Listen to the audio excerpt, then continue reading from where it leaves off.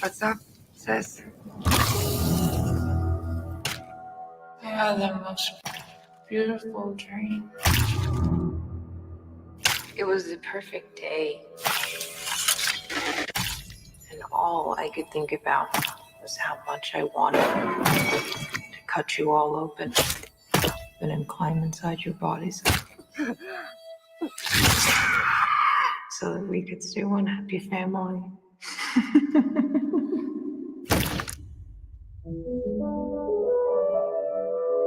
When I was just a little girl, I asked my mother, What is this, Daddy? I found it. what will I be? Will I be pretty? Will I be rich? Here's what she said to me. Open up now. You don't look so good, Mom. Nothing a big old kiss from you won't fix.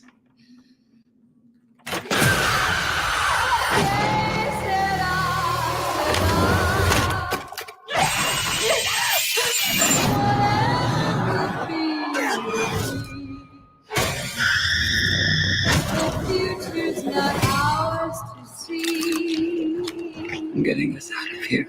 I promise. You'd be a good mom someday, honey. Oh, yeah? Yeah, you know how to lie to kids.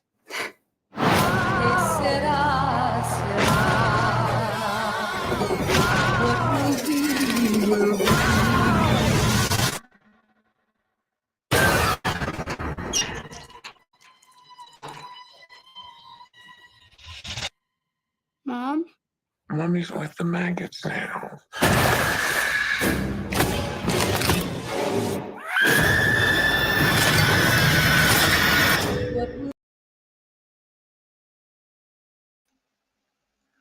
Welcome, fellow Deadites, to the Evil Dead review.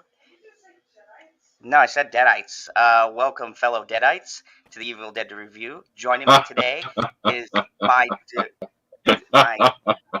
my demonic cast of fellow Evil Deadites here.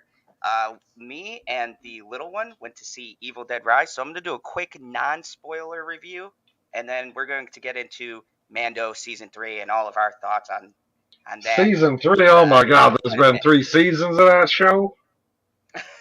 Of what? There's been 3 seasons of that show? Oh yeah. We're on Season 3. Well, maybe before you carry on, you could say hello to the lovely people in the chat. Well, there's at least one lovely person. Hello, Sherry. I don't know about Lemon Pie. Lemon Pie, you gonna abandon us again for another stream? I'm antagonizing people immediately. What's up, LB? Hello, good evening, everyone. So, LB, if someone you knew got possessed, what would you do? Would you be willing to dismember them? Oh my god. Not quite sure about that answer. Well, we'll get into it. But first, let me just preference by saying this is non-spoiler because literally the movie just came out, so I'm not going to be that guy who spoils anything. But I thought this review would. He's gonna spoil something. Yes, he will. I traumatized my child and brought her along to see it. So. No. I feel like it might be the other way around as soon as she could drive. She'd be like, oh, I took the old man to a movie. He needed to get out of the house.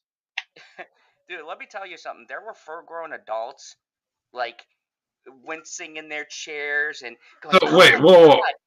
This kid... There were full-grown adults wincing in their chairs? Wincing in their chairs. Scared. They were. I heard. There was a lady who had, oh my god.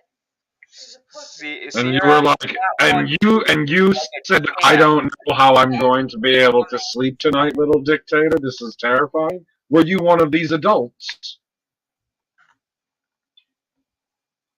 Sorry, what?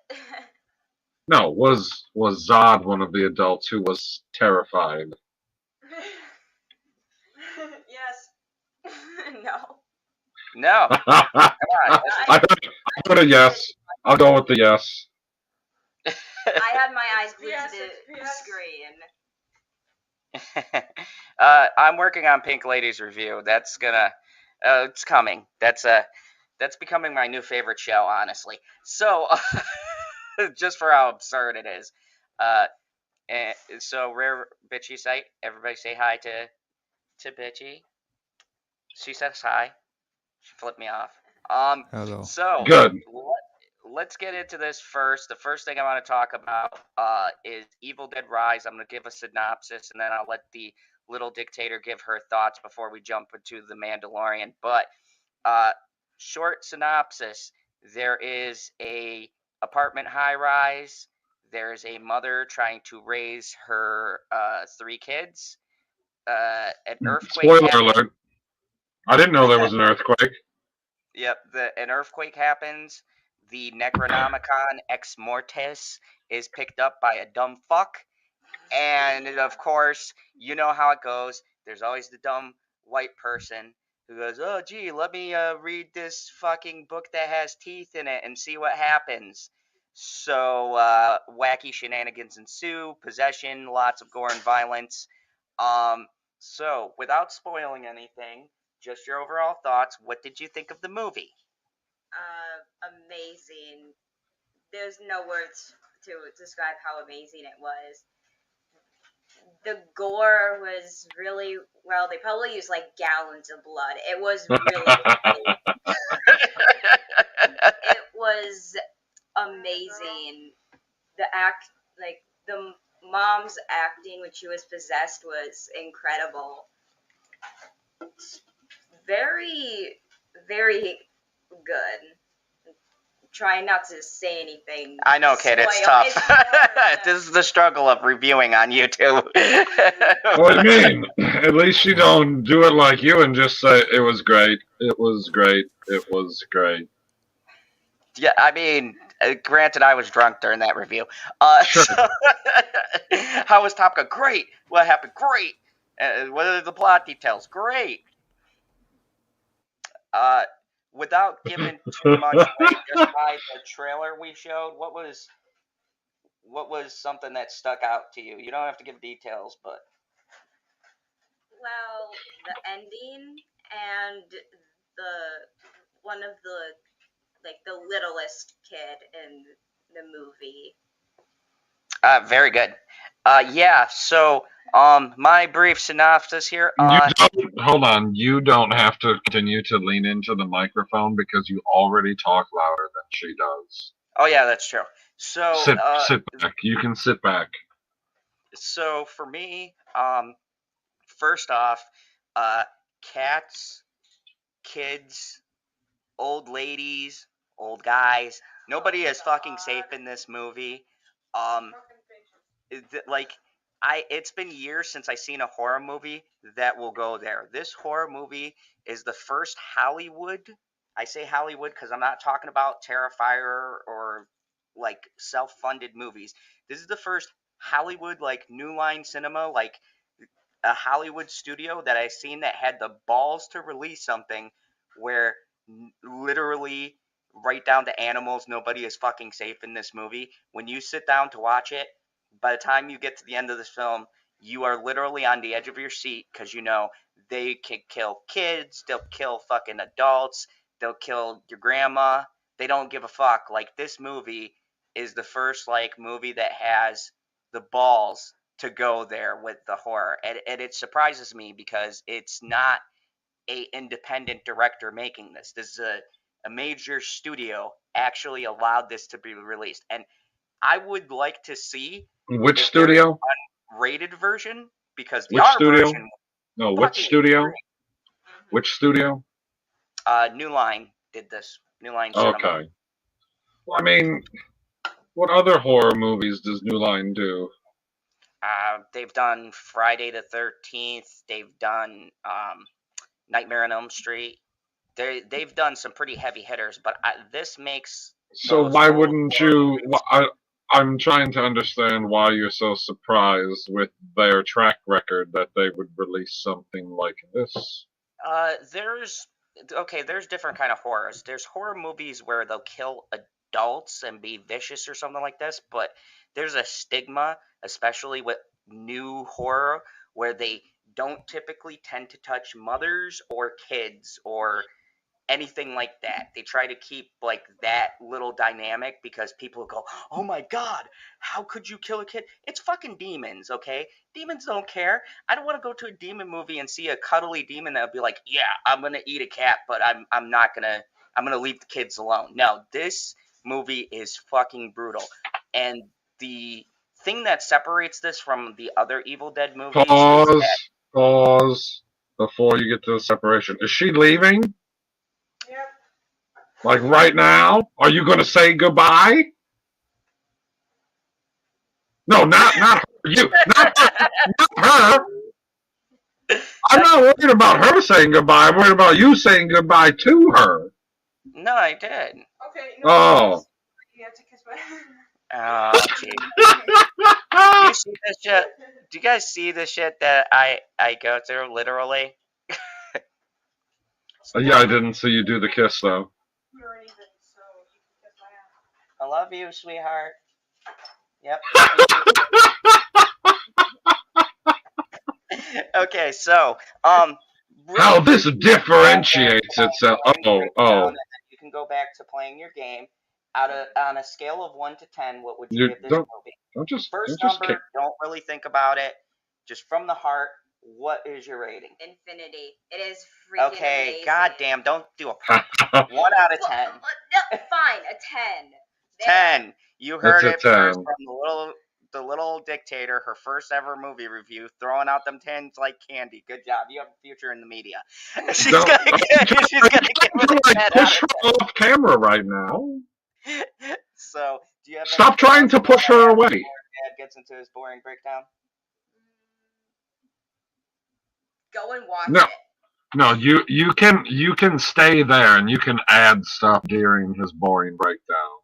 Because as my cousin well knows, your father is going to go through and he's going to say something that is wrong. And if you could correct him, that would be wonderful.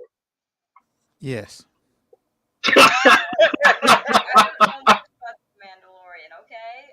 No. We're gonna do Evil Dead first, and then we're gonna go into Mandalorian. But so for Evil Dead, I felt like this one was more terrifying because you're dealing with a mother, and I don't know. I like to think everyone out there, you're close to your mama. If you're not, what the fuck?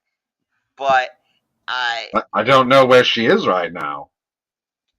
But Yeah. it's safe to say you're close to your Mine's mom, not right? within arm's reach, so I can't say we're Right? close right now. Okay, but we can all agree we're close to our mom here on this panel. We're all close to our moms. My mom's not on the panel. Mine isn't either, Opie. God damn it! I'm saying we all. Oh, have that would be fun. Oh, you would love to talk to his mom, LB. Man. It will boggle your mind how two people can be so directly related. Just like your mind is probably boggled right now how these two can be directly related. Like, he's an anomaly. Hold on. Are you drinking Bud Light? Yeah, you don't give a shit. You think I give a fuck about the It was on sale, bitches. I got a Bud. I don't fucking care. I wasn't even thinking about that. I was just wondering why you're drinking Bud Light. Because it's cheap. Like 2 things of Jack and Coke, so I balance it with a light beer. Oh. In between. Anyways, no. So with this movie, I think the terrifying thing is it hits a mother who is trying to provide for her kids, and I think there's something really vicious when it's something like that, and now the kids are going through as this thing is possessing their mother. This isn't a spoiler, that's in the trailer. Y'all know the mother gets fucked up.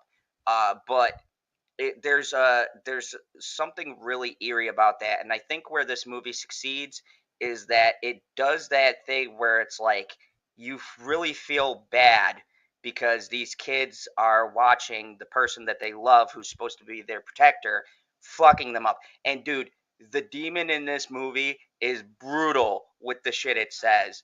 There's some lines in here where you laugh uncomfortably because she says some fucked up shit to them kids. Like, oh my god, them kids are gonna need therapy. I'm pretty sure the little kid in this is very traumatized. Oh yeah, And yeah. That not little for kid's done. years. That little kid's gonna need to go to therapy. It's Yeah. it's bad. You're There's talking, you're talking about the child in the movie, not like the child in real life. no. The child in the movies Okay. that's years of therapy. That Years. Okay. that kid's fucked. Now, to be fair, that's a spoiler. I mean, it's not really. It's in the trailer. It's just. Would you like me to explain to you how you just spoiled part of the movie? Would you like me to explain it, or would you like to gloss over it in case it's not spoiled for other people? Let's just gloss over it. Yeah, let's do that. Come on. Friday. So, but there's gallons of blood. There's a decent story. I'm gonna give this movie. Ooh, I have a. Oh, go ahead. Sorry. I'm gonna give this movie a 9.5. Okay, now here's my question. No, before you tell me the negative aspects on this 9.5er, because that's a damn good score. So in the clip in the trailer that you just showed there, how many gallons of blood would you say sprayed through that window in that one moment? Oh God, I don't like maybe 2. I was gonna say 2 or 3. At least 2 or 3, and that's the least amount. Okay, so that's a light scene. Okay, that's what I was wondering. A light scene. If you have a weak stomach, do not go see this movie. If gore bothers you, definitely do not go see this movie. If you are bothered by kids and cats and adults, okay, I have another question. Don't go see this movie. I have another question. So, do you get to see the complete aftermath of the cheese grater? Oh yes. Okay. Okay. Let me tell you something. One thing I appreciate about this trailer, the trailer shows you enough to where you'll get to the scene in the movie. But trust me, folks, this is actually a well-made trailer because they don't show you shit. The most gory graphic, they probably couldn't even put it on fucking YouTube. The worst scenes that precede what you've seen in the trailer, you're just like, I was like, oh god, oh, that happened. Oh god, oh yep, that's the thing. Oh boy. There's a little surprise cameo in there. There's some nods. If you are an Evil Dead fan, there's fan service, but they do it smart. There's not visual, well, there is 1 or 2 visual things, but listen closely because they pay homage to Evil Dead, and in particular to Bruce Campbell in like 2 or 3 scenes. If you're listening really carefully, you'll hear a couple of cool little things they throw in to pay respect to the old Evil Dead film. My issues with this and why it is not higher on my list. Are we going to get a new total ranking? Yes, Lemon Pie. I will put this in the ranking. It's tough for me because 2013 still wins out because in 2013, and this is my one issue, I feel like the main character, the main heroine of 2013, okay, in that she is battling both drug addiction and being possessed by a demon. And I feel like it's kind of a metaphor, and that Freddy Alvarez did a smart job in telling the story where he related the demon possession and her beating the demons of not only her addiction, but a literal demon. She exercises both, and she betters herself to become the hero like Ash. Like if you look at the Evil Dead franchise, every character kind of makes that arc. in this movie, and it's not to say that the actress isn't good. Everybody's like, they're acting great for a horror movie. It's just there's nobody like Whoa, a whoa, whoa, Bruce whoa, Campbell. whoa! Don't caveat that bullshit and be like for a horror movie. No, you come on, either got all no. know You here either horror have movies great. have them. You either believe that the person is in this agony, or you don't believe that they're in this agony. You either no, believe. Hold on. You either believe that the Terrifier is having the time of his life, or why the fuck are you watching it? True. We're being critical, right? So horror movies. I'm not being critical. I've never seen the movie. And let's be real, the Terrifier is good, but some of that acting, some of it. No, some of the supporting acting in both movies is terrible. But Yes. the lead character in both of them, as in not the Terrifier, but the Terrifier he's amazing. Oh yeah, he's considered. Like, I don't know who the guy is who's doing it, but he's having the time of his life. He's got to be. But he's like, how many times do I get to serve candy out of a human skull? I mean, but here's the thing, though. Oh, with God. that, you can point out actors who just are terrible. This movie doesn't have bad acting per se. There's no one who delivers a line bad. There's no wooden dialogue. There's nobody going, "Oh my God, there's something in the vent. Brandon, are you okay? Brandon, speak to me." None of that bullshit, okay?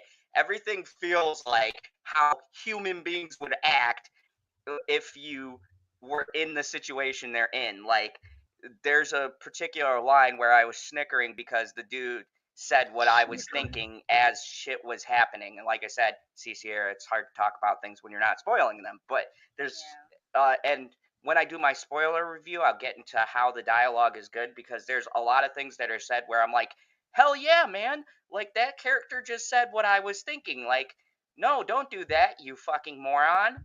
But, yeah. Hell yeah, man. Yeah, there's a lot of times where you'll have a character to do something stupid, but there's a balance to where another character points out how stupid the idea is. And I appreciate that, because in real life, there would be balance back. Okay, look, I know crazy situations happen or whatever, but there's not a world, or I would hope, unless, well, okay, there is a low bar for that. But anyways, I would hope that most people in this situation will look at it and be like, nah, I ain't doing that. But, then again, there's stupid people. I could picture people on Twitter going, hey, man, I just found this thing that says the Book of the Dead, and I want to read it live to all my viewers. Put it back with, I'd do it. I mean, fuck, I'd probably do it too. Then you're going to drag me into it. So, I want Of course he's going to. There were a lot of things that were pointed out that I like, but where my issue is just the lead. The lead was good and good for what the movie required. My problem is that I felt like she didn't have the arc that Mia from Evil Dead 2013 did, where she was a drug addict who overcame drugs, and not only overcame drugs, but then was in a fucking rain of blood fighting the evil at the end. Like, it's kind of inspirational too, watching something like that. Like, she beat drug addiction and she beat a demon's ass all in the same fucking day. Anybody who's seen people going through withdrawals, that shit is no joke, and they show that in the movie. And so she beat her physical ailments and she beat the external evil, and I think that is a powerful message. Where my issue comes in with this is that they start a really good story, and they talk about motherhood, single mothers, and the struggles that they have. Hey, Jackie. Talking about motherhood, there you go. Hello, Jackie. Yeah, just you could have segued into that hello, but you ruined it. So, Jackie, you could jump on in here too. But anyways, they start a story in this, and it's really good. And then when the shit goes down, they kind of just abandon it. And that's my one issue and why I lower this, was because it was a really good story between the two sisters. And then when the shit goes down, they kind of just abandon it for gore and horror, which is fine. But I felt like they could have balanced it like Freddy Alvarez did, because he did a lot of fucked up shit in that movie too, but he still had an arc for his character. So at the end, when you get to the end, you feel like the heroine went through a journey and deserved what, you know, ending she The got. heroine went through the journey it deserved, and it made it to the high it was looking for. You said heroin, guy. You said heroin, and I was like, You know what?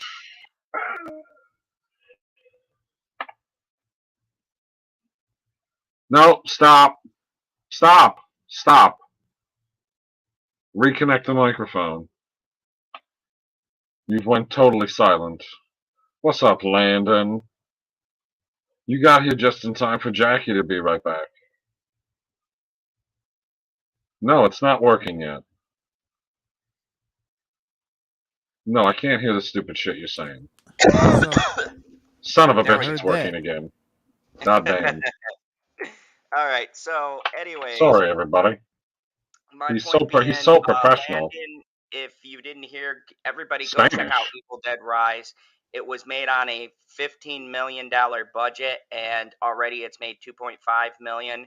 So that's a pretty good start. I'll know off the weekend how it did. But I think, Question. yeah, Has it been released worldwide, or is it released in America first? America first. It's banned in some countries too. Good. Or and how it Yeah. So, does. but yeah. Check out if you are getting it in your city or whatever, and definitely go support this movie because it was very good. It was super bloody. The little dictator loved it. She gave it a 10 right out the gate. Like, I not flinched even a little, but I like jumped a little, but I like That's laughed. good. The adrenaline of like movies that give you jump scares. But this, okay, be careful with that word. It doesn't do a lot of jump scares. I was just gonna ask, is there a lot of them? Is there a fair amount, or is there just a couple?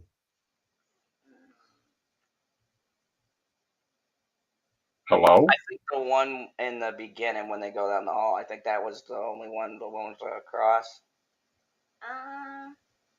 There was actually kind of a few. I don't want to say where exactly, but there were kind of a few. No, don't say where. There were a like, few. Okay. Because if it's anything to do, like, I'm getting better with it, but if there's anything to do with the eye, I'm just kind of like. Oh, yeah. Yeah, That's so in the trailer. That's in the trailer. It's not a jump scare. It was the situational horror.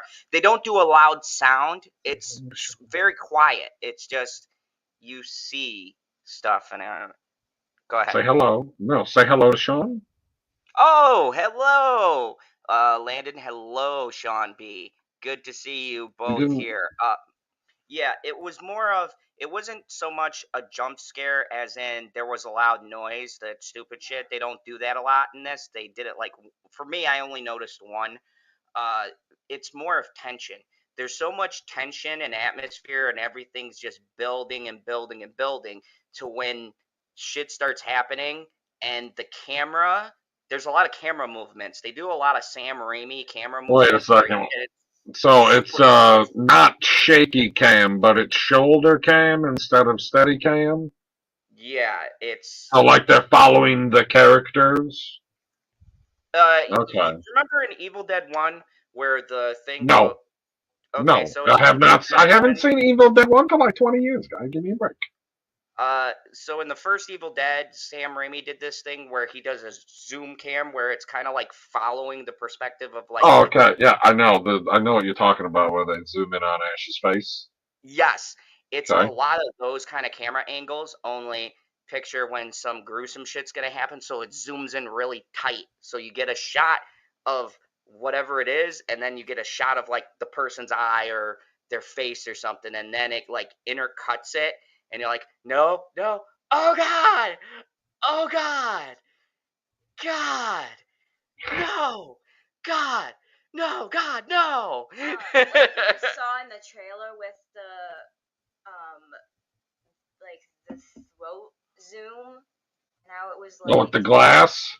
yeah, I kind like, cause you could see the glass coming out of the throat, and I was just like, oh, okay, they really went there. That's too close. I was like, oh, I hate it, but I like it at the same time. It's just my Those are the brain was best. just like, I like it, but I don't at the same time. Like, it's disturbing, but it Good. just makes it better.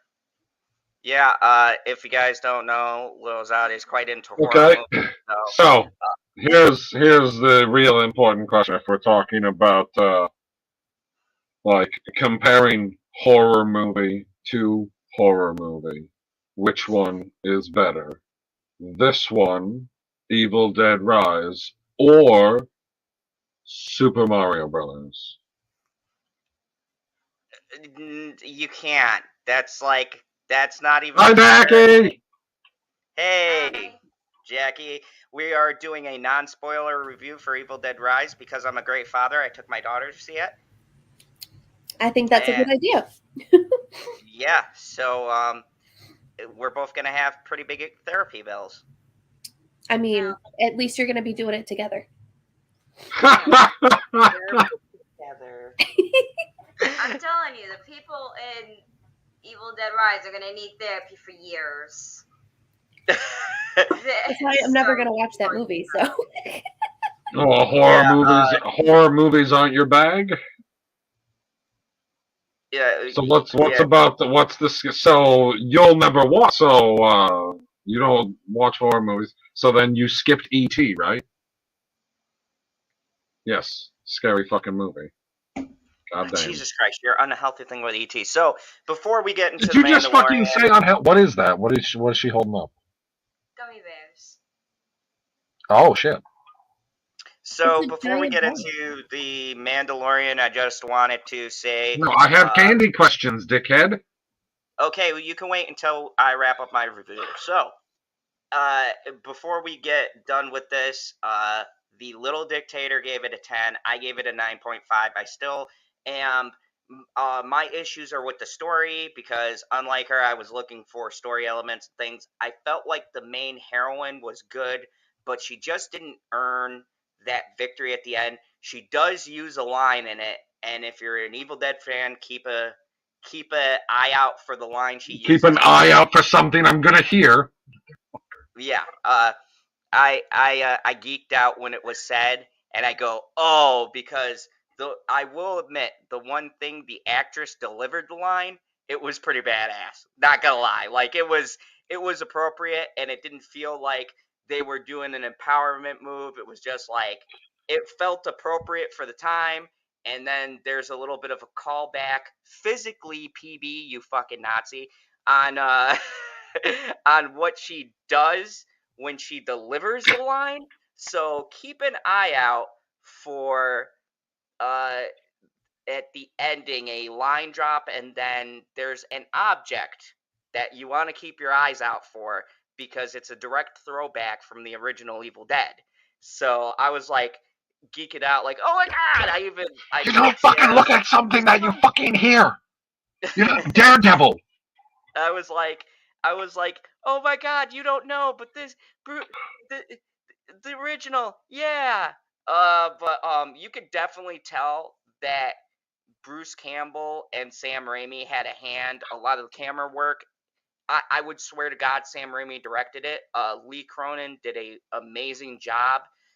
He worked on a movie called The Hole in the Ground. If you have a chance, see it. But his whole thing is family, and his whole thing is in the ground.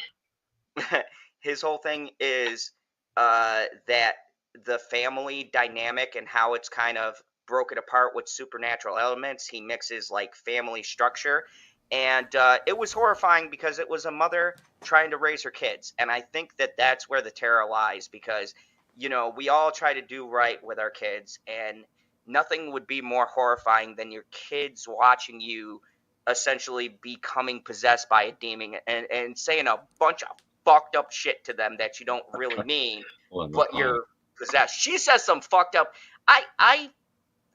There's some fucked up things she says to them kids where I was like, God damn. And to her sister too, she was like, there was this one line where she was like, "Go back on the road, you fucking whore." Wait, so that little girl is, so in this trailer there, the little girl is talking to her aunt? Yes.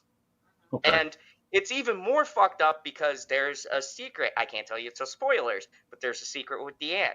And so it makes it even more fucked up when you find out what the thing with the aunt is, and that makes the dynamic between the sisters even more tragic, because everybody here knows Evil Dead lore. Once somebody gets possessed, they're fucked. They're done. They're dead. You can't save them. Only one who they're not dead. They're evil dead. The only one who got saved was in the 2013, and they had to kill her to exorcise the demon and bring her back literally before her brain dies. So yes, they had to suffocate her, bury her in the ground, wait, dig her up, and then take like a defibrillator, jumpstart her heart, and pray to fucking God that she came back and didn't go towards the fucking light. So when I was watching the kill count of it, they put in a fun fact in there where they actually buried the actor. No. Yeah, they buried her alive for the shot. With the spirits and the dark energies and trying to make this, shit's too real. Nope, back up. Yeah. Seriously, throughout the movie, I was like, you idiot, put it back. It has teeth. You do not mess with that kind of voodoo stuff. No thanks. Oh, book with And you teeth. find a tape, leave it. Leave the cursed objects. If it has, like, I'm not going to say exactly what there was, but if it has, like, I don't know, obvious signs that has to do with church or anything like that, and it's around it, there's something wrong with it. It's possessed. There's a demon. It's Satan. It's something. Satan. Leave it. Mm-hmm. My kid is smarter than half the white people I know. I don't mess with like spirits or Ouija boards and stuff like that. If there's a spirit, I'm gonna leave it alone. We're just gonna cleanse it. I'm just gonna leave it. I have nothing to do with it. Just don't mess with me. And you are raising her correctly. Pat yourself on the back. I'm leaving. I'm done. I'm out of the house. My kid is so smart. I'm so proud of my kid. My kid's like knows horror 101. And I swear, I didn't teach her none of this. She just knows the rules. You don't fuck with possessed items. If you find a book with teeth, the motherfucking book has teeth on the side of it. It's bound in human flesh and inked in human blood. Why the fuck would you? Whoa! Have you ever inked anything in cow's blood before? Or deer blood, or rabbit, like turkey blood. No, this is what I'm saying. Like, you made some massive point, like, well, the font is in human blood, and I was like, wait a second. So you're telling me that you cracked this fucking book open and you swabbed that son of a bitch and you sent it to the lab and you waited for the results and you were like, yes, I will now not read this because I know it's human blood. But if it would have came back as cow's blood, I would read it because I'm not a Hindu. What the fuck is that shit? Whoa, it's literal teeth. But there is the whole teeth. No, that's why I'm not. That's why. Whoa! That's why I'm not arguing with you. I'm arguing with him. I don't know how to point to separate. You're in the same box. So, good morning, Christine. All in all, we had a great time. Everybody go see this film. I really like Sam Raimi. Good. Okay. Yep. You really like it. You really like it. We get it. We get it. We get it. Are the gummy bears different flavors, or are they just different colors? They're different flavors. I put them all in the chat. What? Oh shit! That's what that is. Never mind. Carry on with your lives. Yeah, I mean, I got you. I knew what you needed. Okay, Sorry. so with that being said, Oh, everyone, grapefruit! Oh God! we're gonna talk some Star Wars. Oh my God! You like grapefruit? You like grapefruit? Hold on, you rude fuck. We'll talk about the gummy bears in a second. Everybody say Sorry. say goodbye to everyone. Bye. Let them know Oh, if you you're got you're anything on your channel coming out because you're kicking her off the stream. Yes, I am. She's got to go to bed Because we're- because Dad's got to drive her in the morning. We're transitioning to late night talks. But Oh. I don't know if it's gonna be posted. But I've been working on a book. Oh shit! But I don't know. It's just What kind of book? Like a book that's just words? Because PB No, won't no ever read it. pictures? If it has pictures, he'll read it. If it doesn't have pictures, kid, you could send it to him. He'll have it on his shelf forever. It's kind of like a. It'll be safe. Because you know how Gravity Falls ended? I was like, No. I'm not good with it. So I just started kind of writing. It's not really Gravity Falls, but it's more like. The good version. Gotcha. No. Talk No. yourself up, damn it! Because I'm a chaotic person. Oh, But okay. it's kind Wonder of where you like, get that from. kind of like how the ending, kind of like Weird Mageddon, but like it's gonna have some different references in it. But I'm still working on it. I'm at a writing block. My brain, because I had a really big test yesterday, and my brain was not working. So What class? Oh, you it get, was like all get that gene classes. from your dad It was then. like a 4-hour test with a 15 It was an minute SAT. break. Or, I'm sorry, what do they call them now? ACTs? Yeah. Oh, you had to take the ACT today?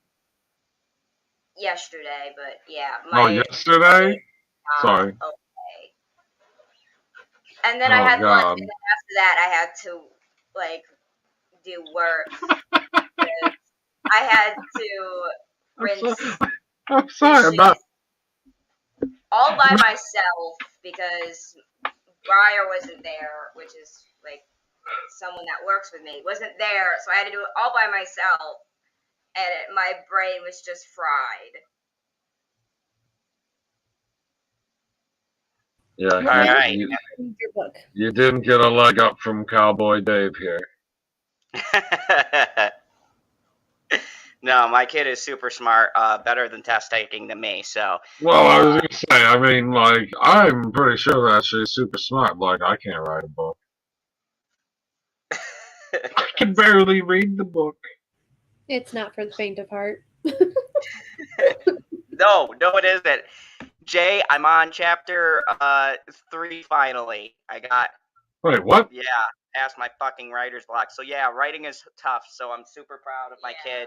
She took her test and then she went and got her brain even more scrambled by seeing Evil Dead Rise because her dad's awesome. And she said to me, she goes, I knew it was only 2 movies. It was either Renfield or Evil Dead. I'm like, I thought about Renfield, but I knew she would want to see Evil Dead more, and I was right because she was looking up the kill counts before she came over. So I'm super proud of my kid for the test, and super proud because she was the only non-pussy in the audience because everybody else was jumping and wincing, going, "Oh my god!" Right? She was the only. See now, listen. This is important. He Raising gives her himself correctly. away, everybody, because he said that she was the only non-pussy in the audience, and he was in the audience. Well, he didn't have to tell us. We already knew.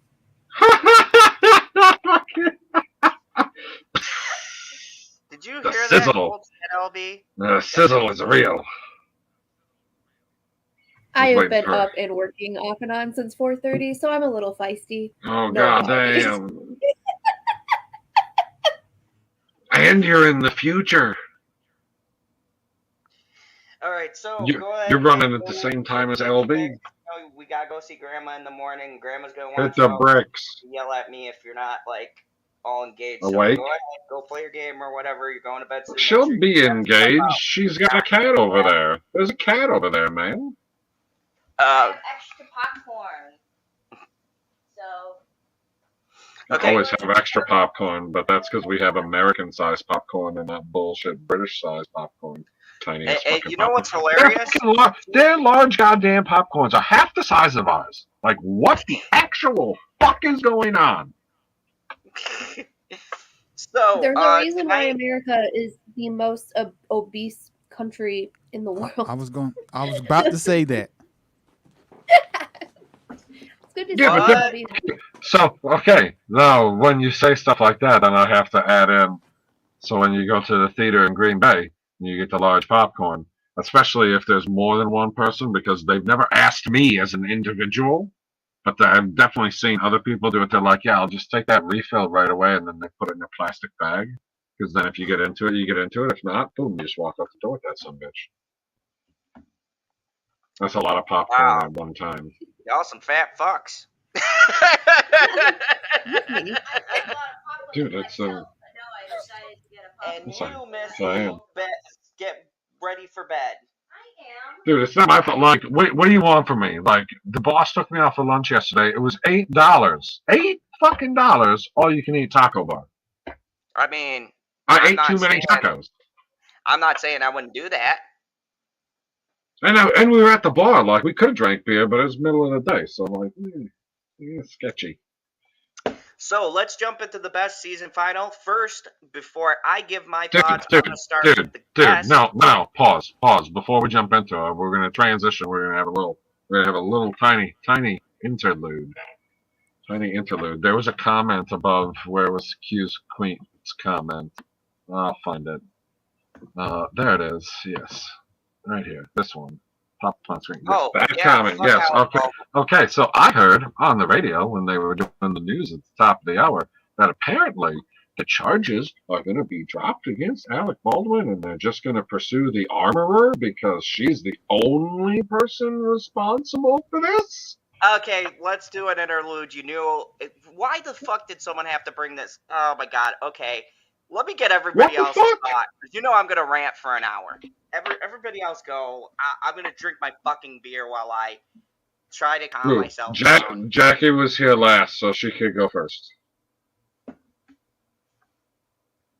Well, Oh, there we go.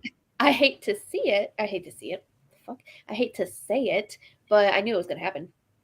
I knew it. We all I knew did. it We was all gonna happen. called it from the beginning. We said I didn't. they were No, going I right. didn't think they were gonna drop everything.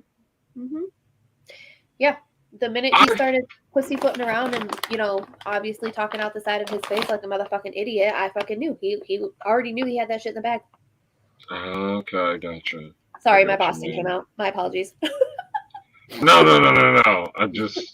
I understand where you're coming from now. But you were just pretty sure at the beginning, but as soon as he started running his mouth, you were like, oh, well, his lawyer told him he doesn't have to shut up anymore. LB, what are your feelings about Alec Baldwin free? Did you share your website? I just don't care, bro. Sorry. No, that's Like, fair. I mean, someone died. That's tragic. But Yeah, I'm someone got shot. I'm not sitting here spending my days thinking about Alec Baldwin because I never thought about Alec Baldwin before and after. Never. I mean, I don't spend my days thinking about Alec Baldwin. I got definitely way better things to be thinking about, and I do.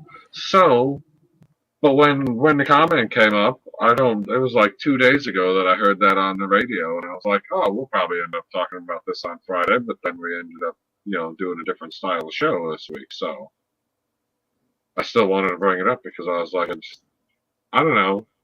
I have a hard time believing that he's not going to get anything out of this. It doesn't even seem like it's going to affect his reputation at all, except with me. Well, they said and these other two, the two over here. the people, they said they found new evidence that the gun was tampered with. What? Okay. No, so I mean, I ain't really paid all this attention to it, I but mean, for that's like even from what they if it's, said, no, from what they said, like he was supposed to have a prop gun, right? So it's like, no, it isn't okay, like the prop gun because it's meant to be used as a prop. It's still a real gun. Like it's not like a gun that doesn't well, shoot. well, whatever. That's what they said. They said that he was supposed to be using the prop gun, and the gun was altered and whatever, and that's why. That's all I heard. I mean, so they said, you know, if they not come up with, but find out more information from investigating or whatever, it's possible they could bring up more charges on him. But you know, but the armorer is still getting the charges. Yeah, I know.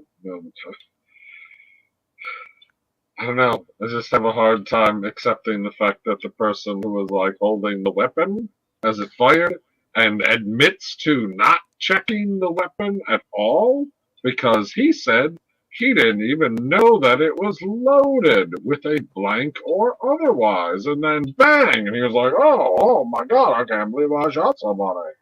Like, I don't even understand why it made that noise. Like, what the fuck, guy? I don't know the protocol for like on movie sets with weapons, so it doesn't. No. It doesn't. Like you can add this caveat of on movie sets, but like all you need to say is you don't know protocol when it comes to weapons. Protocol is you check the weapon before you point it anywhere.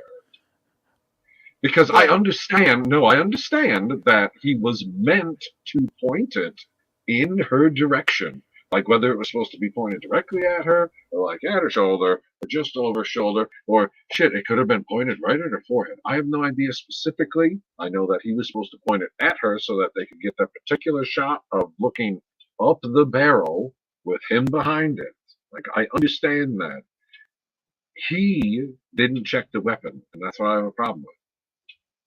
Like I mean, you're holding a deadly weapon. Check the weapon. Just check it. I get it, but like, I'm not sure what the protocol on that set was, but it's like, okay, if you have somebody that's in charge of all of that stuff, the armorer, et cetera, et cetera. Oh no, she definitely is. Right. That's what I'm saying. So it's like, I mean, I would still check the weapon, but like if he's the actor on the set, right, and he knows this people. No, that's what I'm saying. No, that's just the thing with basic weapon or gun safety is you don't trust the person who handed you the gun. Right, but I mean, at the end of the day, like if you're on a movie set, he's the actor though, but like he's got. This is the problem. This is the problem. The armorer, I would say, is most at fault because I would guess that she handed him the gun and. What the term that I heard was cold gun or cold weapon, something like that, and that's supposed to tell you that there's no charge in it or anything like that. Okay. Are you telling me that Alec Baldwin is blameless? Me, like I said, I don't know the protocol on the movie set, but I'm just assuming based off the fact that the armor is still being charged or whatever, like you have chains of command that goes through the gun, the weapon to the actor. Yeah, so it's like the armor is still being charged because they got a cheaper lawyer. So the actor is like, okay, if everyone in front of me who's supposed to handle this did what they're supposed to do, like I'm not saying you shouldn't check it, but at the end of the day, if you know they're supposed to do what they're supposed to do, that's their job. Like, why am I concerned with the gun being loaded or not? Oh, you trust people a lot. I'm not saying me no, personally. No, I'm just saying based off of. No, I'm just like, yes or no, is Alec Baldwin blameless? I'm not saying that he should be spending 25 years in prison for attempted fucking murder. Or I guess not attempted murder, for second-degree murder. I don't know enough about the situation to say that if he's blameless or not. But like based off what I'm assuming, if the people who's supposed to be handling that did their jobs, right? the cinematographer wouldn't have been dead because the gun isn't supposed to be loaded with bullets or whatever. Okay, so like, where did the bullets come from? The bullets weren't even supposed to be on set. Right. I mean, like I said, I don't know. And enough how do about we this know? case. How do we know that the armor is at fault if somebody else put the blanks into the bullets and the bullets into the blanks? Well, because I we were told in one of many articles that we read that all of the shells were intermingled at some point, and nobody knows what the hell they're looking at there. So, like, is the armorer the only person who touched the gun before it got to Alec Baldwin? Because I don't think that that's true. yeah, I don't know. Like I said, I didn't pay any attention to the case. I know when it happened and it was all over the news, but I didn't No, that's do why I a deep just dive like. into it.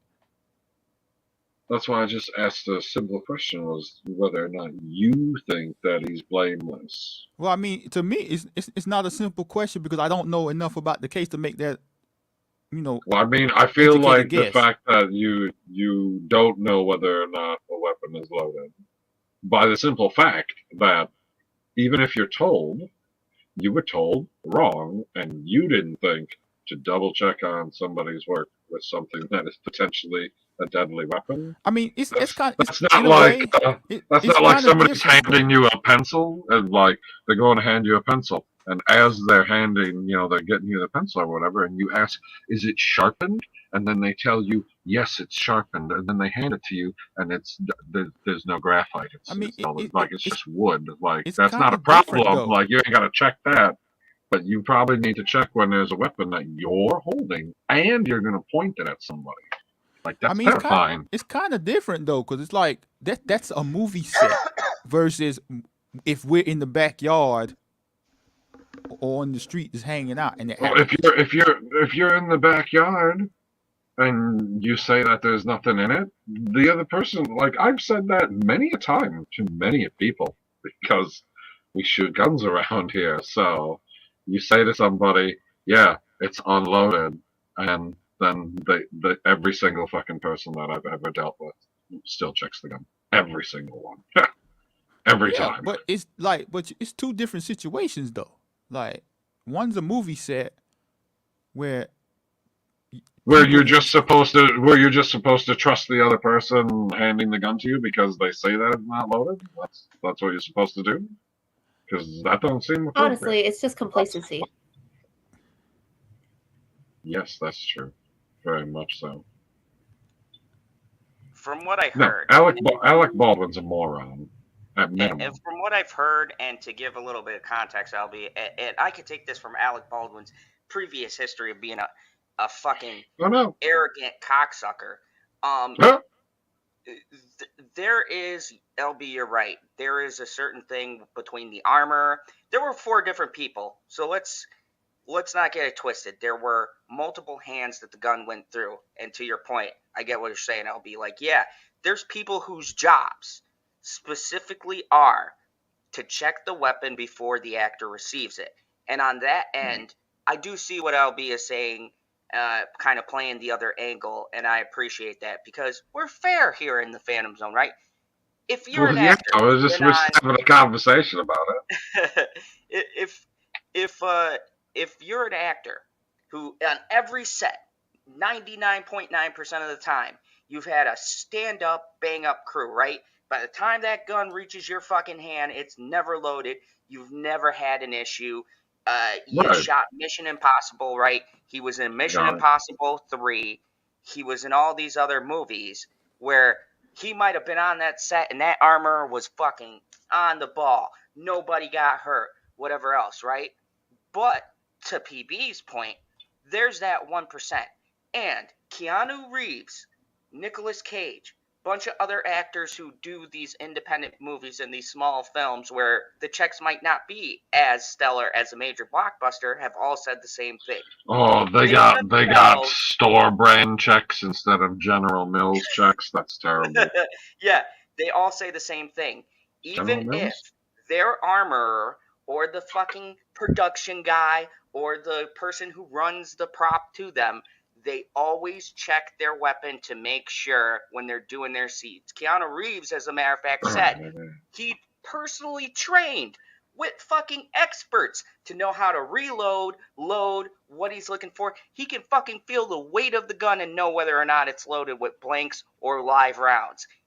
And look, I'm not saying Alec Baldwin has to do that, but LB, Alec Baldwin's been acting since the fucking 80s. Probably longer than that. This man has been in Hollywood for years. So if this was like a fresh actor, like say it was like Adam Driver, I'm just using an example, right? A younger actor who might be a little green, right? And you're depending more on your crew to have your back. I get what you're saying. Yeah, you're depending on people to not give you a fucking hot weapon.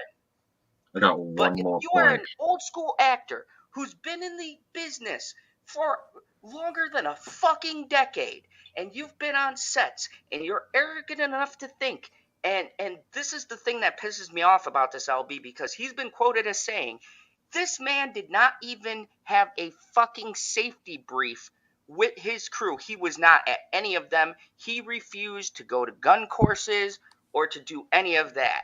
He solely depended on them doing everything for him. And I get what you're saying. Yes, your team should have your back.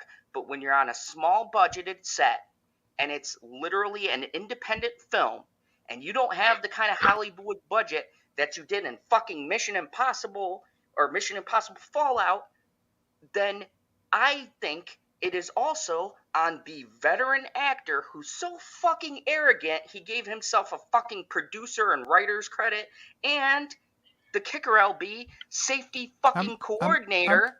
I mean, that's give himself a producer credit. I mean, maybe he partially financed the movie or something. Yeah, but if you're financing a movie, right? Like, let me just put it to you this way, LB. If your money on the line is on the line, are you not gonna check to make sure all of the safety protocols on your set are not being followed to the T? If that's your money on the line? Let me I'm not making excuses for it, but the word earlier was complacency, and that was a great word to use because she's a writer. Because I'm sitting here thinking, right? Like when I work on video projects with other people, right? If I'm like the lead person, I know I should be checking to make sure everyone's camera settings, making sure everything is correct. Because at the end of the day, if someone messes up, it's not on them, it's on me. But there's plenty of times where I don't do that stuff. Because it's like, okay, you're a professional, you should be knowing what to do. So it is complacency. But like I said, I don't know enough about that case. I personally, I would probably check it. I probably wouldn't at times. I just know how I am. Okay, like it's in my mind. It's in my mind. Like I need to check this. I need to, but I still don't at times. Like I said, go ahead. Oh, this is the kicker, LB, because Alec Baldwin said from the very start that he did not pull the trigger, and at first we were all like, "What the fuck do you mean you didn't pull the trigger? How could you not pull the trigger?" And then you find out that it's a revolver. And it has a big ass hammer on the back that you gotta pull back with your thumb. I guess you don't have to pull it back. You probably still pull the trigger and it'll do the hammer on its own, but you can pull the hammer back with your thumb. So the only way to fire the gun, period, is for that hammer to slam forward. If you're pointing the gun at anything you don't want to shoot, whether it's a person or not, like you're inside your house and you're showing somebody your gun, it's not even loaded. You're not going to release the hammer. You're going to let the hammer up gently with your thumb, because it's just how you operate with the weapons, because you never know. Even when you know, you just are supposed to operate like it's always loaded. So you wouldn't just release the hammer. And that's what fucking Alec Baldwin did. And that's why she's fucking dead. And there was no reason for him to do that. What you add? Did you add? Oh, she added laziness. That was the laziness part. Was him just going, oh, whatever. So I mean, that's where I believe the blame. That's where I believe the blame is. The better question is, like, do you feel like, even if it isn't like, say, like PB said, 20 years or whatever, do you feel like that, Say like again. being that there's laziness and a lack of complacency, do you think he should still shoulder some of the blame? There should be some kind of consequence for that. I mean, isn't he? Didn't they sue him or something? Or I know he's paying for something. Oh yeah, he's got a bunch of lawsuits. I don't know exactly There's like 3 different what lawsuits. stage they're at in the civil lawsuit. I'm not sure. I don't like, for them, yeah, they obviously deserve something for what happened, but I, being an outside person, didn't necessarily care about the civil side of it. I cared about the punishment side of it, and it seems like he's going to have zero punishment. Like, having to pay out in the civil suit's a little different than having criminal punishment. I mean, they investigated. They said that what they said. I mean, what more could? I know what they said. It's why did they say what they said? How did they come to the conclusion that he's blameless and gets off scot-free and, just has to do enough so that people forget about it? I will never forget that he murdered someone. Yeah, I feel like the thing that gets me about this whole thing, and it kind of goes into my other favorite person to talk about here on the channel, Ezra fucking Miller. Fuck you. I'm not supporting the Flash. I hope you fucking die horribly. This is not the opinion of anybody on this Oh my channel. god. Anyways. Including himself. No, I mean it. Fuck Ezra No, Miller. he doesn't mean it. Shit. Jonathan Majors gets fucking crucified for something they've barely fucking proven. But this motherfucker, Ezra Miller, has been proven and caught on fucking camera doing this shit. Before we get to that, we what does that have to do with I know they're all Hollywood people, but we gotta stop comparing Ezra Miller and Jonathan Majors and Johnny Depp and Arnie Hammer and every other person in Hollywood that's ever done something. I mean, like everything is different. Ezra Miller did. He did worse to me. He was fucking grooming somebody. He's a piece of shit. And that's on top of choking someone, which has actually been proven. Every situation. It's on camera. Every situation is different. They're not the same. Like, no, I get what you're saying, LB, but it's the best context I have as far as what's going on. I'm not saying there's the everyone same keeps using it. It's like Jonathan Majors getting dropped from everything, but Ezra Miller's fine. But it's like two completely different people. Yeah, but it's the no, they are two completely different people, and the crimes probably aren't the same either. But it's the fact that the crimes, quite obviously, at least on Ezra Miller's side, exist. Like, we're just waiting for it to play out. And not only that, whereas on the other side, I don't think that there is any proof of any crime as far as I'm aware. Like, I'm not completely in the loop at the moment yet because it's still a relatively new story. But the Ezra Miller stuff is not new. Not only that, people with everything being on social media, everyone just assumes that whenever something happens, that all the details needs to be out in public. Like the New York folk, what it was in New York, right? Yep. Which one? Jonathan Majors. They're investigating it. I don't even know what happened. This is where the chick says that he beat her up in the back of the limo? Yeah. Oh yeah, what a stupid fucking story. Oh my god. Oh yeah, I remember it now. We talked about that here. Oh my god.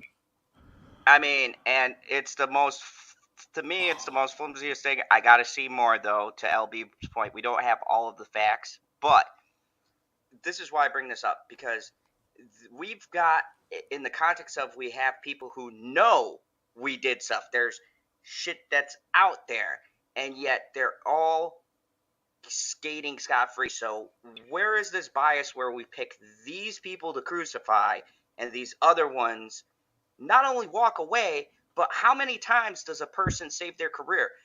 Alec Baldwin has had so many fucking scandals throughout the year that were proven that he's a fucking piece of shit. shit he's done to his daughter, shit he's done to his exes, he's abused them. This shit is all, like, not me just conjunction. This is, like, documented shit. The abuse he's done to his kids and to his exes, that they've come out and said there's been shit that's leaked, audio and all sorts of shit.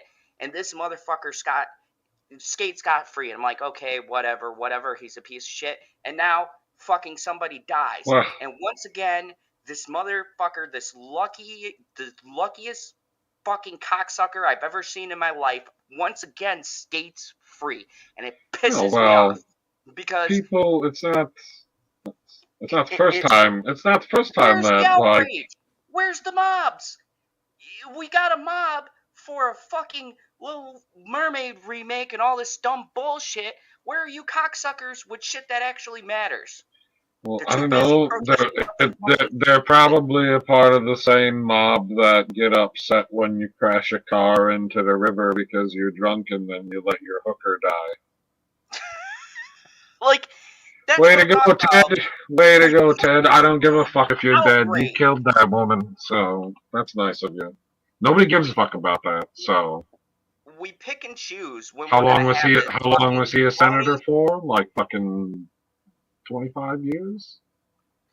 we It's a we long pick ass and time. choose our fucking outrage, and it just it boggles my mind because it's like, you know, this fucking woke crowd, this woke brigade, all of these people who want this and that to happen, who want all of this, and there's clear guilty assholes who, look, I'm not a fan of the woke mob, but this is like your bread and butter. Where the fuck are you guys?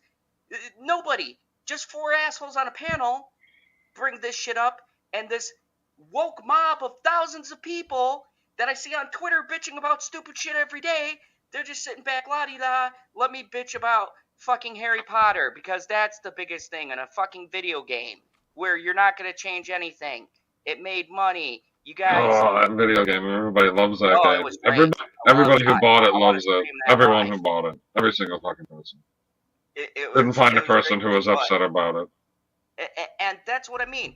Bullying these other people who haven't done a goddamn thing, but the people who should be bullied, Who do we bully? should be held accountable. What are you talking about? Talking about bullying the JK? No.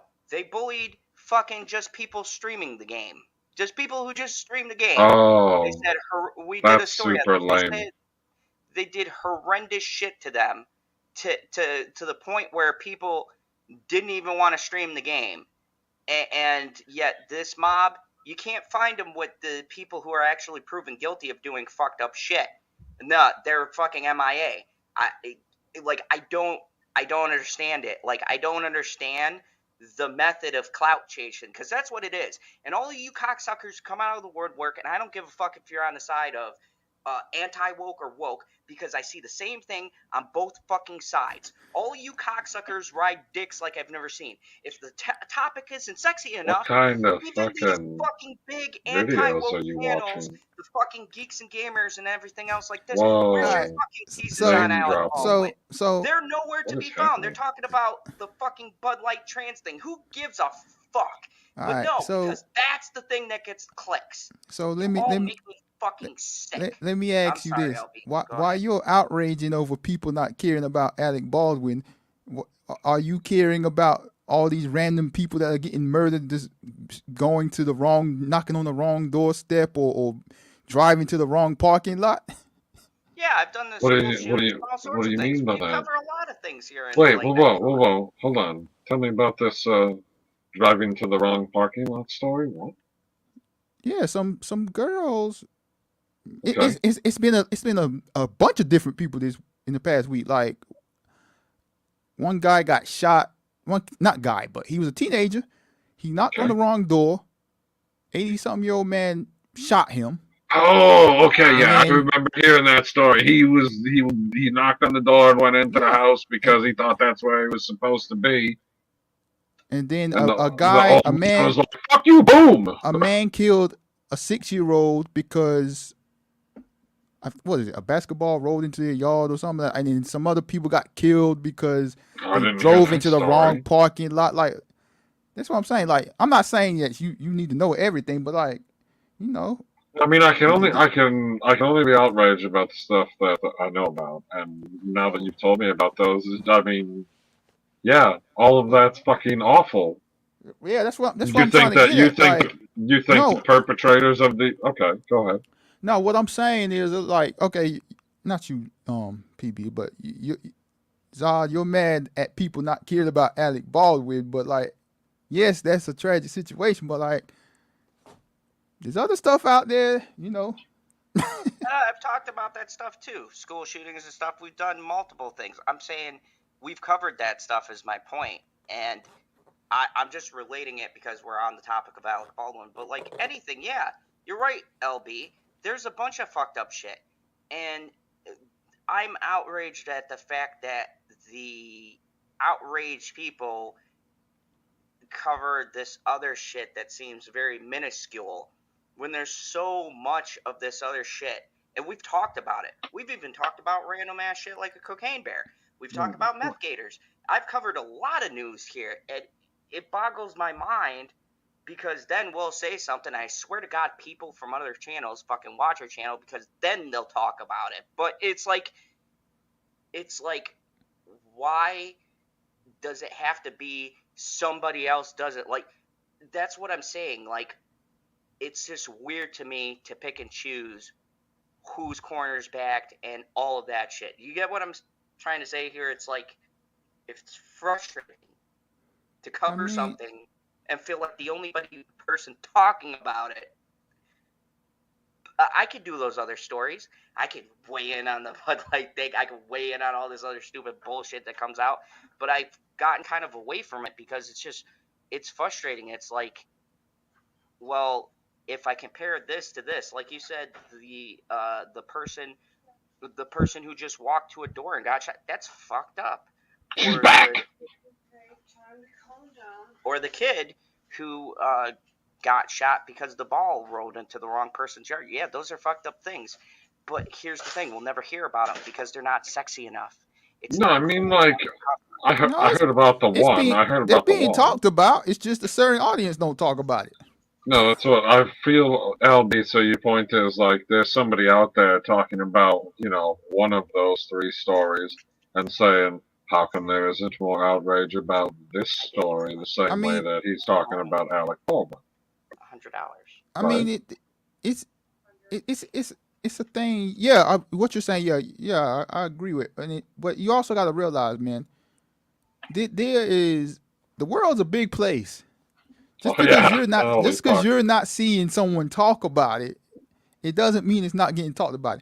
I guarantee you, if you search on YouTube for Alec Baldwin, there's probably about 50 gossip channels out there that does nothing but gossip stuff, talk about Alec Baldwin and stuff. It's out there, man. Zod's best at. Who? Zod. That's what he's best at, the gossip. Yeah, man. And raccoons be chattering. You just got to expand your not viewership, but your algorithm, I guess. Fair enough. With that, we should segue into something that may not. Yeah, let's talk about something pleasant. Jackie's not going to care. What'd she say? What'd you say? Like my awesome website? Yeah, like her awesome website. And I just read it before. Now I don't have it stuck in my mind. Oh my God, those. I just wanted to show you guys because it's done. Wait, are we gonna put it on the screen? Are you gonna share your screen? I sent you the link.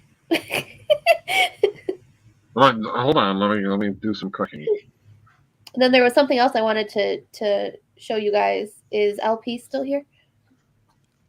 Yes, I'm here. I'm not. No. LP. Lemon pie. I thought you said LP, but I guess. I'm always happy to see you, though, Lonely Banter. Beat you. Yeah. Empowered. So this is your book website? My publishing company website. Yep. Okay. I just wanted to share it with you guys because I was excited. What did you use? WordPress? Wix, actually. Wix. Okay. Nice. Lemon pie is still here. He's just been watching you, Jackie. you're making things happening. I mean, you're making things happen, not happen. What is that? What are all these options? This font is fancy. What's that Do you say? like it? It's Okay, small. so No, it's small on my screen, so it's hard to read. Oh, if you go to the Let's Go on Adventure, that'll take you to the list of all of my team. I don't want to right give you the underneath. wrong impression, Jackie, because you seemed like a little disappointed when you said "oh" when I said the font was small. With the way with the way that StreamYard works, that I have the chat open, I only have the super small screen. Right. You know what I mean? And then he's sharing it on that, and then it's even smaller. So, like, the only thing that I can read clearly is Spellbinding Path Publishing, where writers wander. Hold on, let me. Spellbinding Path Publishing, where writers wander. Ooh. Much better. Much better. But no, so if you look on that first page, the one that has like all the feathers and stuff, that button, yep, click on that. Boom. Oh, I love that background. Mm-hmm. So this is where the only thing I have is my stuff right now because I don't have any other authors. But this is where I'm gonna put like all the new releases and stuff. You're gonna publish his book? Are you gonna publish his book? If he wants me to. Oh my god. I'm just gonna say. Yeah, she's gonna publish the book that's being made behind you first. So if you scroll down, the home page is at the bottom, like the home button. Descent into madness. That's why she said to scroll down. Oh, okay. Did you just ask where to scroll down? Like she said, scroll down, and you said, where? And then that top button diagonal down from the first one you clicked on. Click that one. What's that say? What's it say? It says Spellbinders. Oh, okay. I can make it out now that you've said it. I can make it out in the font. Mm-hmm. So this is It's a where you're picture going to of be at. Jackie. Mm-hmm.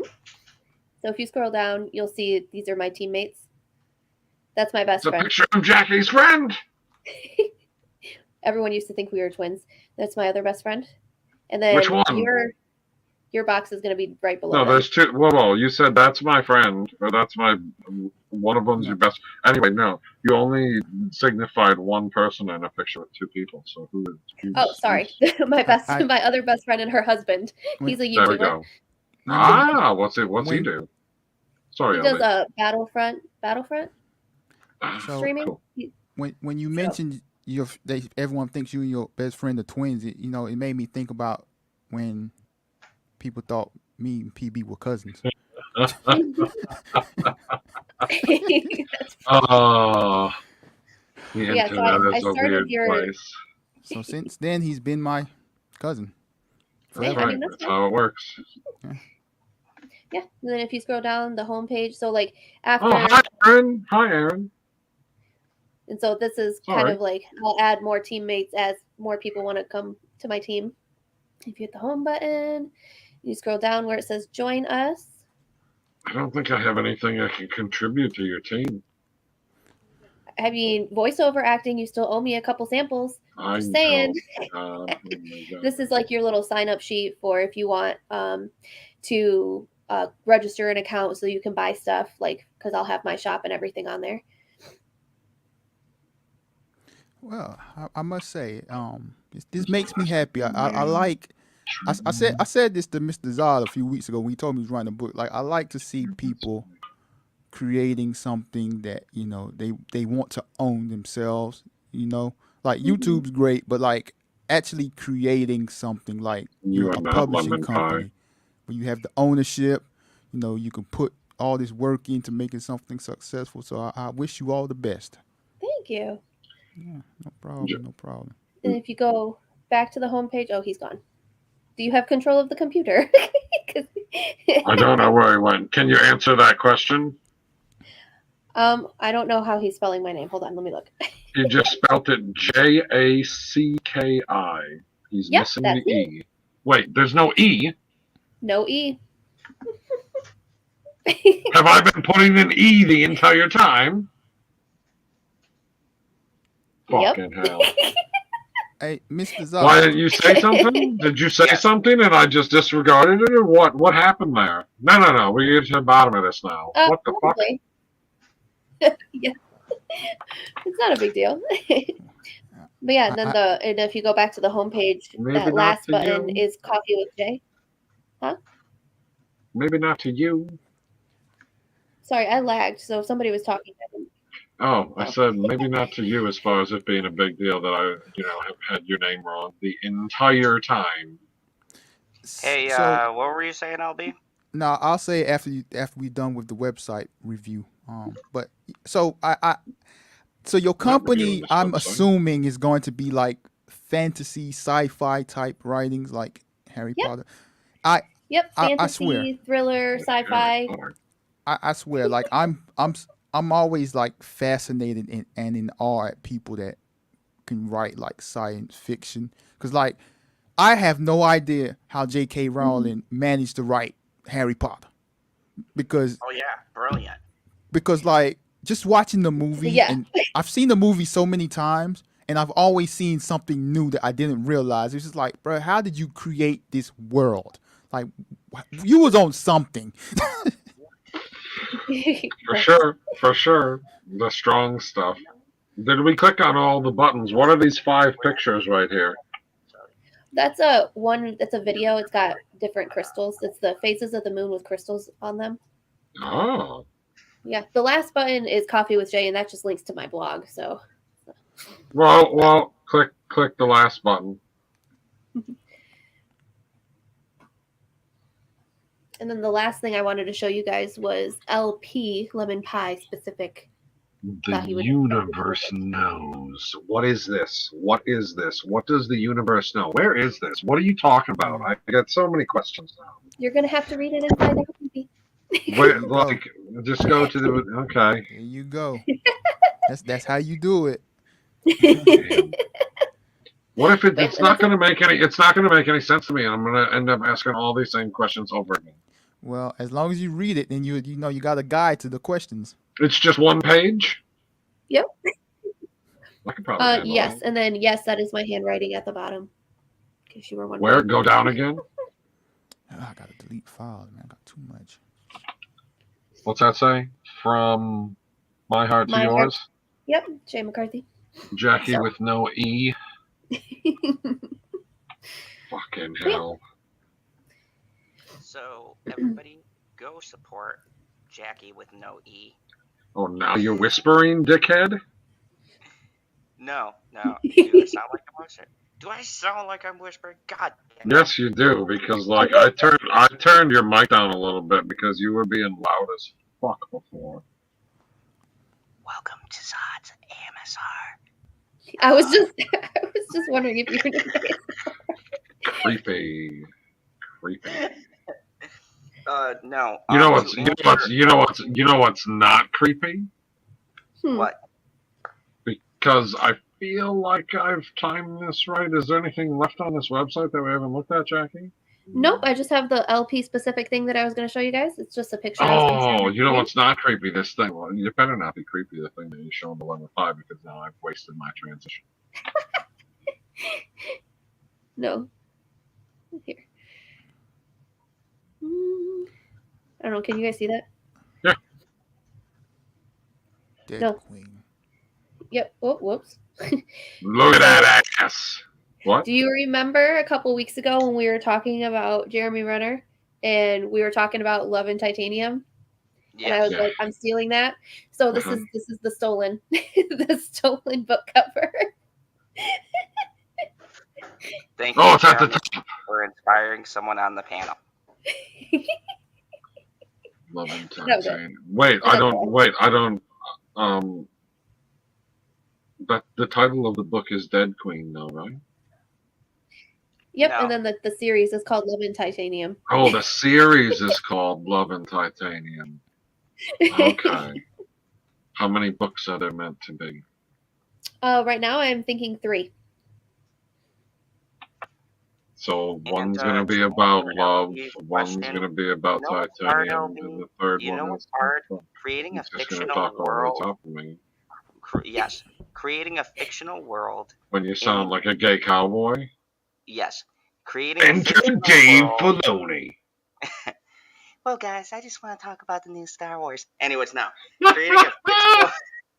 I swear to God, I'm sorry. I love you, bro. Love you, Dave. Dave, we love you. Like, we know kid because we love. we love you, Dave.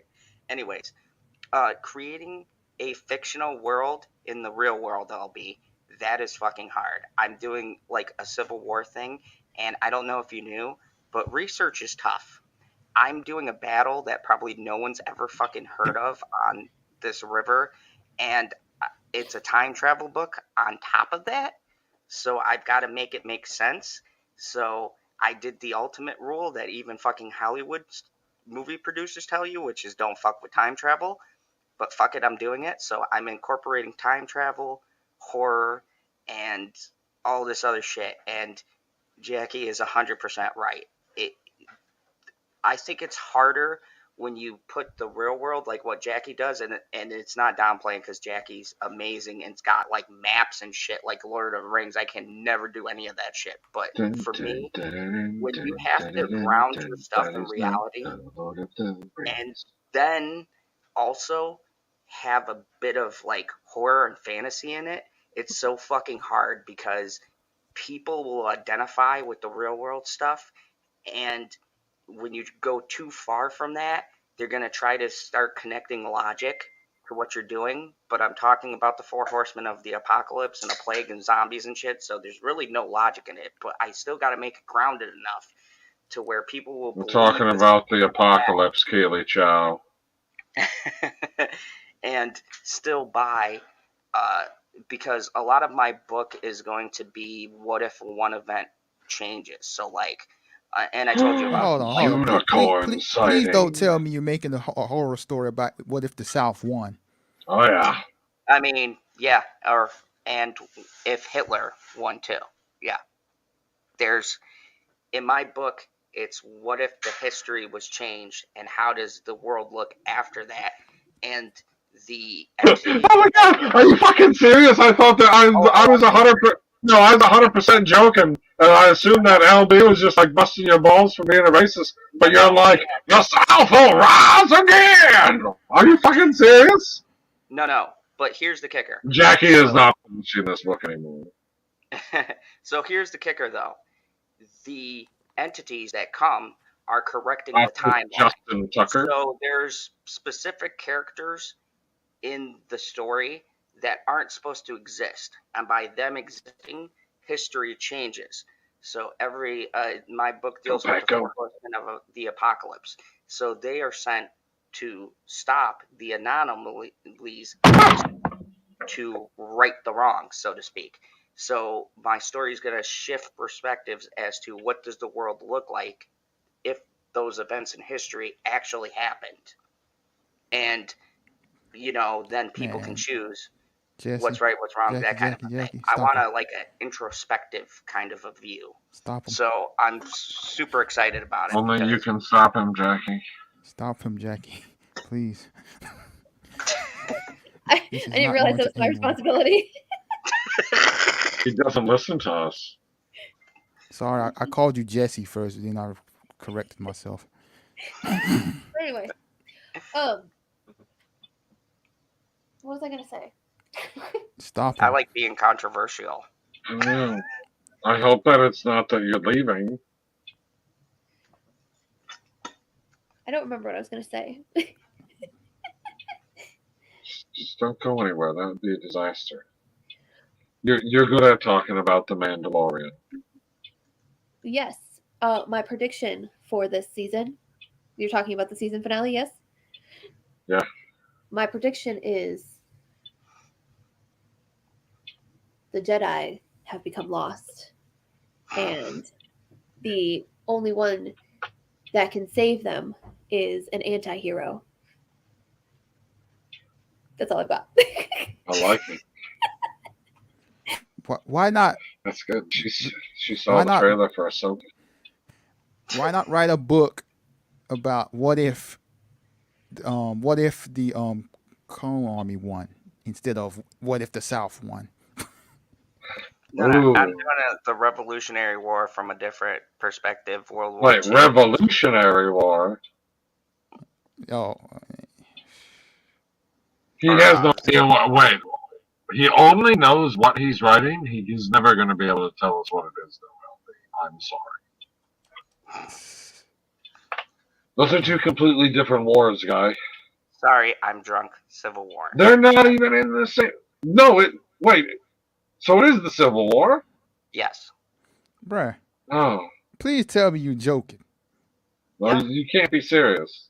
Like of all the this is not a stories good that you idea. can write, you're like, the South will rise again.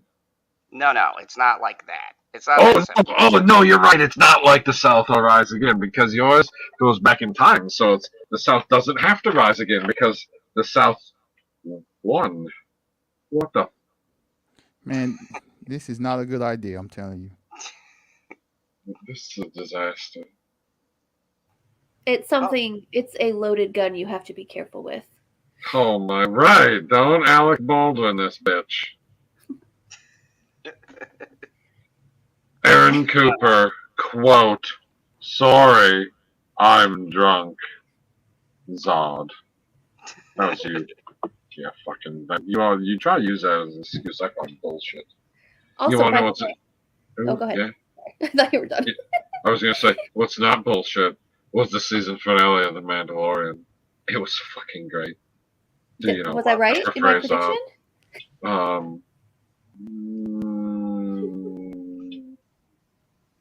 Kind of.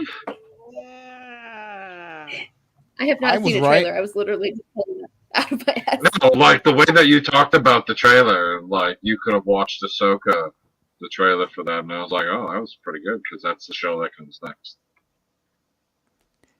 Okay, so my prediction was right. What did you predict? Which was before that? it came out? I think I said Baby Yoda would save the day or something. I mean, shit, yeah, that is, yeah. I mean, yeah, like he totally, like we're talking family photo.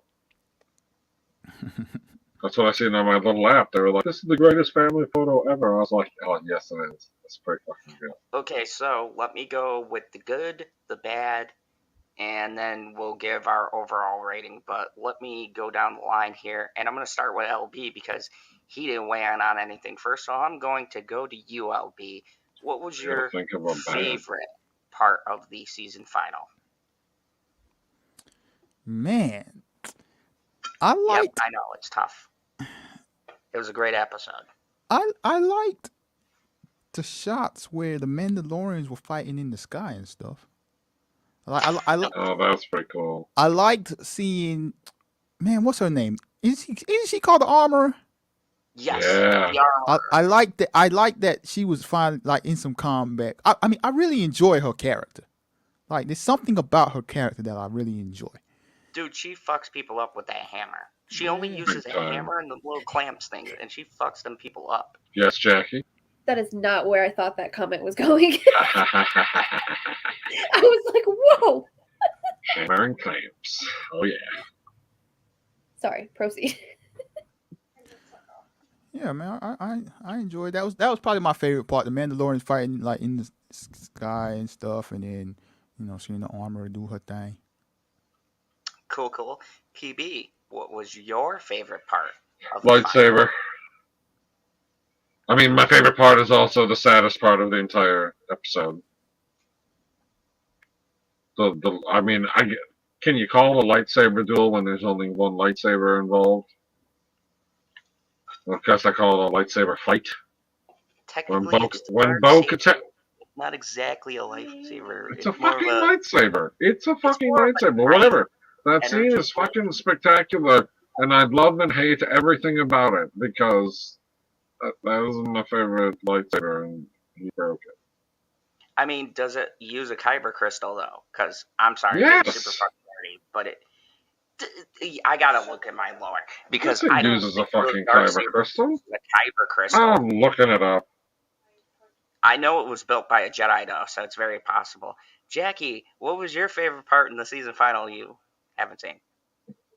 Shh, don't say that kind of stuff. She's reviewing it with us. My favorite part was the fight scene with the epic lightsabers and the creatures running around. Probably another one of my favorites. And then, of course, the battleships. That was cool too. So, Oh yeah, that's a good one. Explosion was Oh man, and then then the whole fucking place goes up, and Grogu saves them, and then allegedly Moff Gideon gets blown away, but I think that he's still alive. And the guy Okay. died.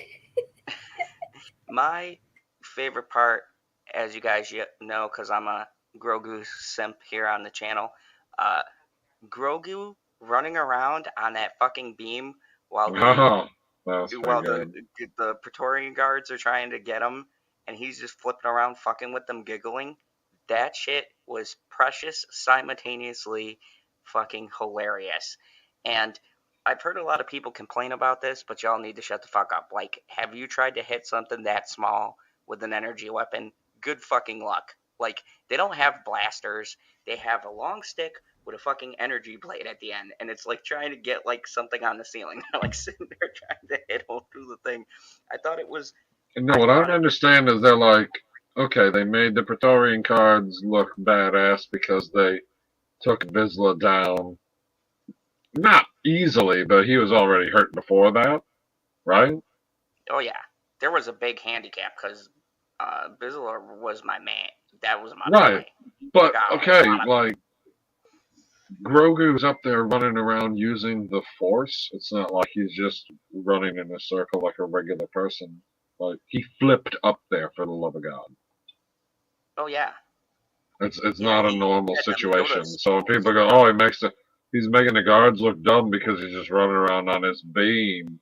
They can't seem to hit him. I was like, that's because he's moving faster than them. So it's difficult to hit something that moves faster than you. That's pretty typical.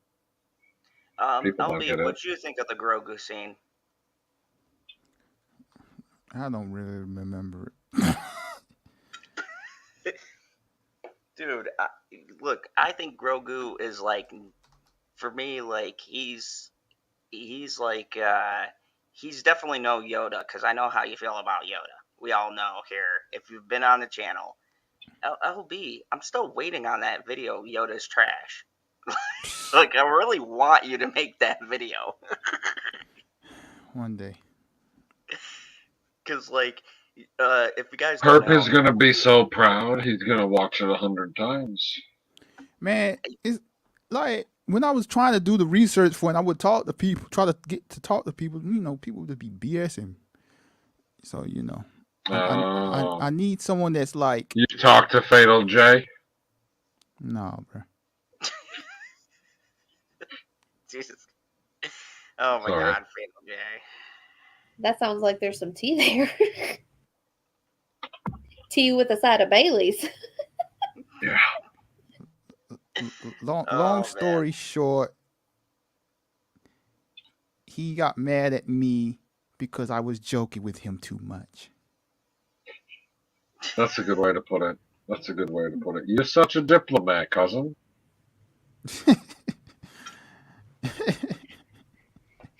My favorite. Go ahead. Oh no, I was just gonna say I would never send LB on diplomatic missions because there'd be civil wars all across the galaxy. What were you saying, Jackie? I was just gonna say those are my favorite types of experiences when you think everything's all hunky dory and then you find out very swiftly, because I wanted to use that word, it is not.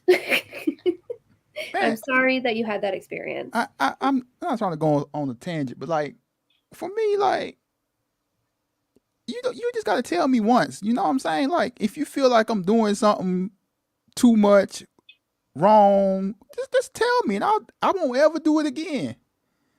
But like, don't think you could tell all the jokes in the world, you could do all of this, but I go harder than you. It becomes a problem.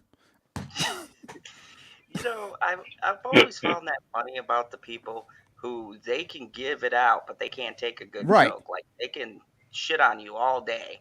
Like, look, here in the Phantom Zone, we've joked on each other for like how much? Like constantly. And I've never seen somebody get off the air and go, "Oh my God, you hurt my feelings with your joke." Mhm.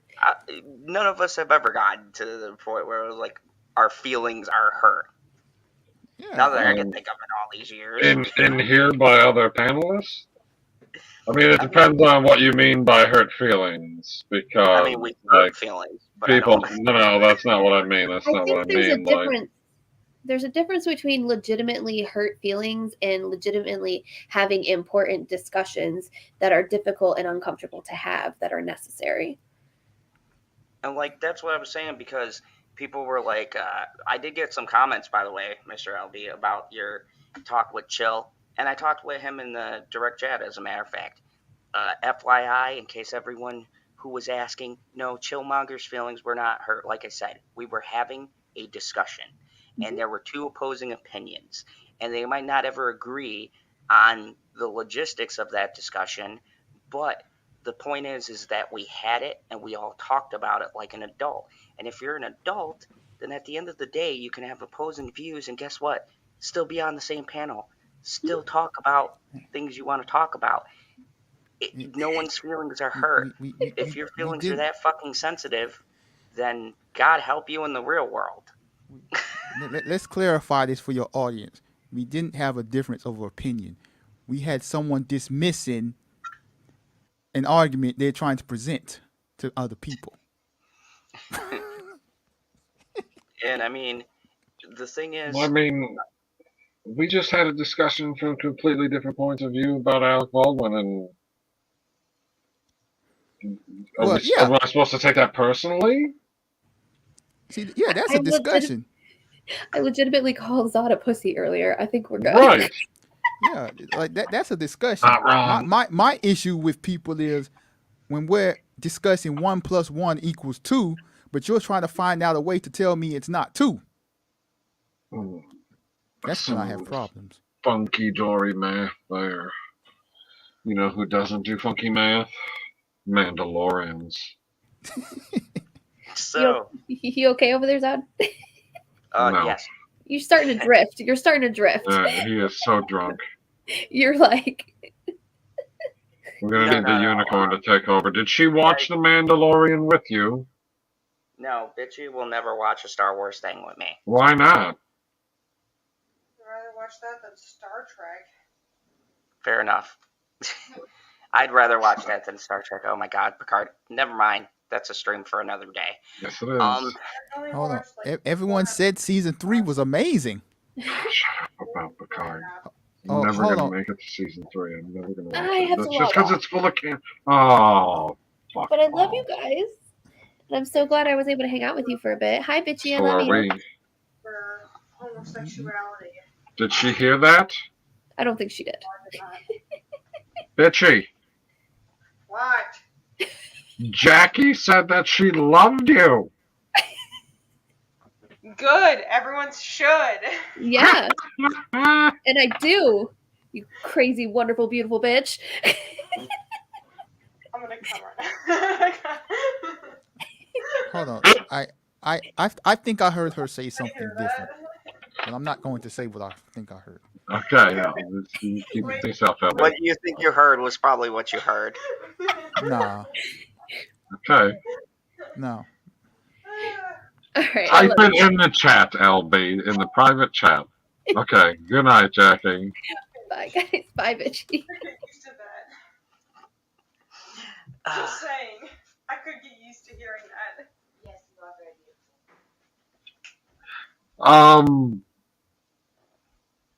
Yeah, so Mandalorian season 3. Is that what she said, guy? Yeah, we said Mandalorian season 3. No. Look in the private chat, for the love of God. Oh yeah, that was definitely right, LB. That's what she said. Wow. Okay. Okie dokie then. Yep, that's okay. Wow. Sure. So you're doing your job right, guy. Way to go. Thank you. Or no, that was because Jackie was talking. That makes more sense. So, Mandalorian Mandalorian season 3. He has to get up and Oh no! Season finally, Jelly, finally. Well, hello. Say hello. Hello, Janie. How are you? Good to have you on. So, did anybody see the greatest cameo spot ever? Yes, I saw it, and Yeah. I wanted to talk about this. I really did. Okay, go ahead. For Hi, one, Susan. I saw him, and I said, he better be the director of this episode. Otherwise, I am not going to be happy. So I waited to the end credits, and I saw the end credits, and his name was nowhere under that director by name title. Nope. So why in the world is he putting John? Why is he putting himself in this episode? Well, you can't direct yourself. I feel like that's bad directing practice. Like, very rarely does it work out when the director is also in the movie, like as any type of starring role or anything like that. I'm sick of this. Good. Stop putting yourself, man. You know what? No, Dave needs to be in it more. Zod, I don't know if this will shake your brain a little bit, but do you remember back in the 90s they like had the Source Awards? Yes. And Suge Knight, he got on stage and he was talking about Puff Daddy, talking about the CEO wants to be all up in the videos, all up in the. Well, no, you probably don't remember or know of this. Yeah, him and Puff Daddy had a big thing, and he like basically put him on blast on. Yeah. So, I remember that. Whenever I see a TV show or movie and someone involved puts themselves into it, that pops up into my head. So right now, Dave Filoni is Sean Puff Daddy Combs. Yeah, that's awesome. But dude, to be fair, Puff Daddy did have some hot bars in those lyrics. I mean, okay, I will agree with you on one thing. Dave Filoni didn't add anything to the story, and that is kind of annoying. It was just like, hey guys, me and Jon Favreau created this, and fuck Jon Favreau. Show me some love in the finale. Show me some love. But I mean, to be fair, LB, when we watched last week when we did Star Wars Celebration, who got the loudest pop in the audience? Hayden Christensen. Didn't see that part. We didn't see that, but like he didn't get a cameo in the Mandalorian. I'm sure if Hayden Christensen did come on stage. No, let's ask LB again. So at the Star Wars Celebration, of everybody who was in the Mandalorian, who got the biggest pop when they walked onto the stage? I'm gonna pull a chill monger. It was Ahsoka, because she was in a season 2 episode. So Rosario Dawson. She was? Oh, in season 2, yeah. Gotcha. It's like she was in this season. What? She was not. Right? It was ridiculous, bruh. Like, what? Why? And then sitting there with his cowboy hat. Like, bruh. That's what I loved about it. That's the only reason that I noticed him. He's like, look at that, look at that. And I was like, look at what? He's like, did you see what that was? I was like, where? Wearing his regular clothing, everyday clothing. It was amazing. It was amazing. Greatest cameo in Star Wars I ever seen. I don't think he had anything to do with the episode. He just happened to walk on set. They were shooting. He just decided to go sit down at the table when they was filming. No, I think that he sat down at the table and then they started shooting. And they're like, well, it's too late now. He's in it. They're like, and they're like, no, the best. This is the best cut. Was when you were getting drunk at the bar, Dave. That's the best cut. Maybe they did cut it, but like he snuck into the editor's bay later on during post production. He was like, "Hey, put that in there." And then by the time what they if he realized wasn't? What if he's not actually there? What if he got CGI'd in? Deep fake. He got deep faked, and he's like, "Ooh, there was a guy sitting at the bar that looks a lot like me. Plaster my face on him. Throw a cowboy hat on top." It's not even actually him. You have no proof. Yeah, okay, so we can all agree Dave Filoni's cameo was the best. Moving on. I preferred Lizzo's. Oh, dude, she can't act for shit. Are you fucking kidding me? That was the worst fucking cameo. goddamn you, perp. Rubbing off here. You've been hanging with Perp too long. Making LB start trolling me about Star Wars. Next, he's gonna say Ray is bae. Never. Not my kind of woman. I've seen a picture of artist rendering of Ray, and I was like, I would definitely be on board with this kind of Star Wars. But she's gonna have to have some surgery. She ain't packing. So let's go to now being critical, because I don't want people. Critical? What's the worst part about it? Let's go to the worst part, and this time I'll start with PB. What is the scene you did not care for? Oh, well, now you've ruined it because you were supposed to ask me what the worst part was. Ask me what the worst part was. What is the worst part for you? The fact that the worst. The worst part is it's over. Okay, no. That's the don't worst do part that because it shit, just got Perp. really good. Oh, the worst part. The worst part. Oh my god. Didn't I say, we were watching it. What the fuck did I say was stupid? There was one thing that I said Watched was it stupid. together. That's right. Oh shit. I don't. There was No, something because the only thing that I thought was stupid was the thing that was going on with the capital ship I'm using as the decoy. I was like, this is really fucking dumb. Like, what are you doing? But then they explained it, and I was like, oh, okay, I get it now. Like, that was the only thing. I mean, okay, the worst part was the fact that nobody got a limb chopped off. Like, I was expecting to get a limb chopped off, especially once they started using the lightsaber all over the place. I was like, okay, just like slice somebody. She stabbed a bunch of people. Like, we saw it come out the other side this time. Instead of just seeing it go in, which I guess, what's the difference, really? You know that it went all the way through them, I guess. That's about it. I don't know. I still have an issue with the fact that when they're cutting through stuff, like when she was cutting through the steel door, right, in the previous episode, wasn't it? When they got to escape, when Mando got captured. Did your mic die? Yes, it did. Time to get your channel monetized so you can get a microphone. I can't hear you, guy. Need a new microphone, bruh.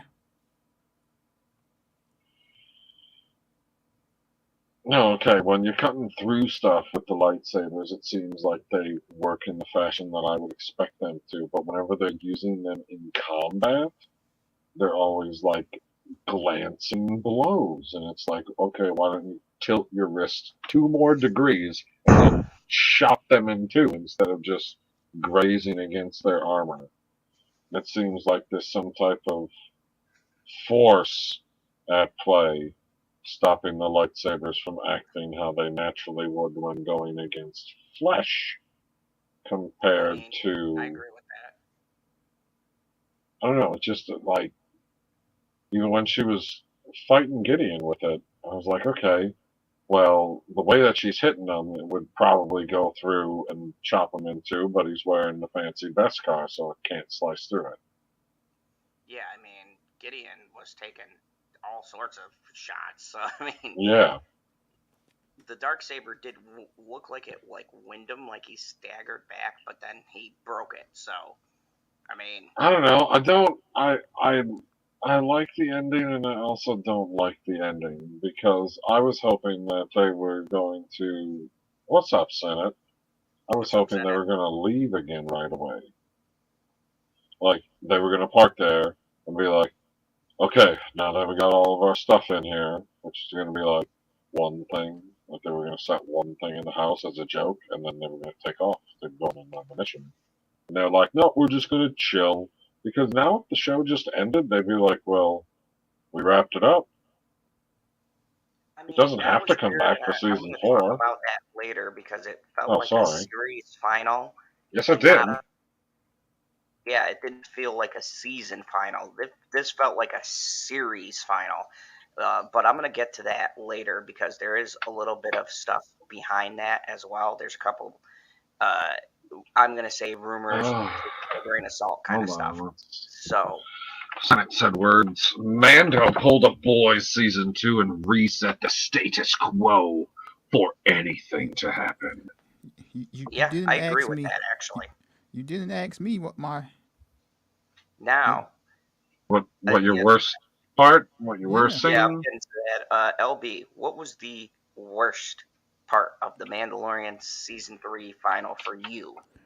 For me, it was the cliche stuff. Oh my goodness, the ship's gonna blow up. We all need to evacuate. I'll save you all. You all go away, and I'll stay back.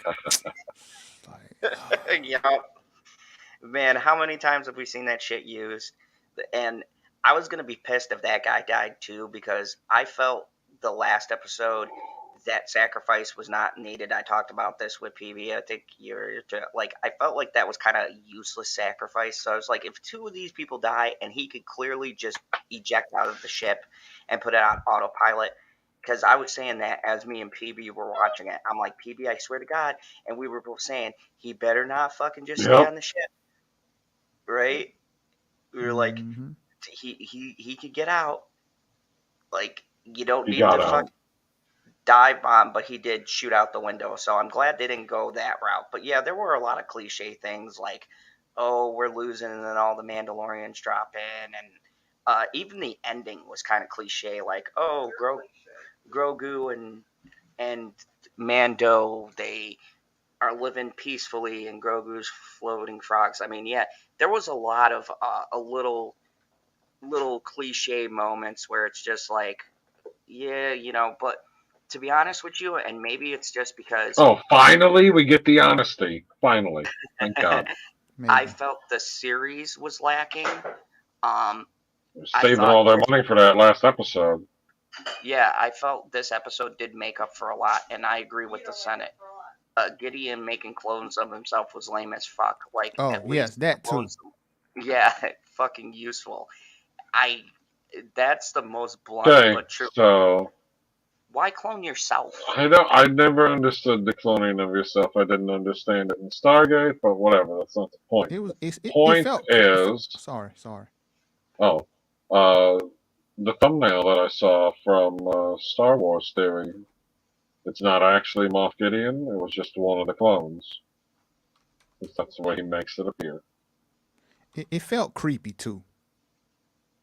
It's like, yeah, making clones of yourself, like that is the ultimate narcissistic thing to do, is it not? Yeah. Can't get enough of myself. I mean, I'd probably clone myself too, to be honest. Yes, I know you would. You would clone yourself to marry yourself and get rid of me. Hey, no one knows you like you.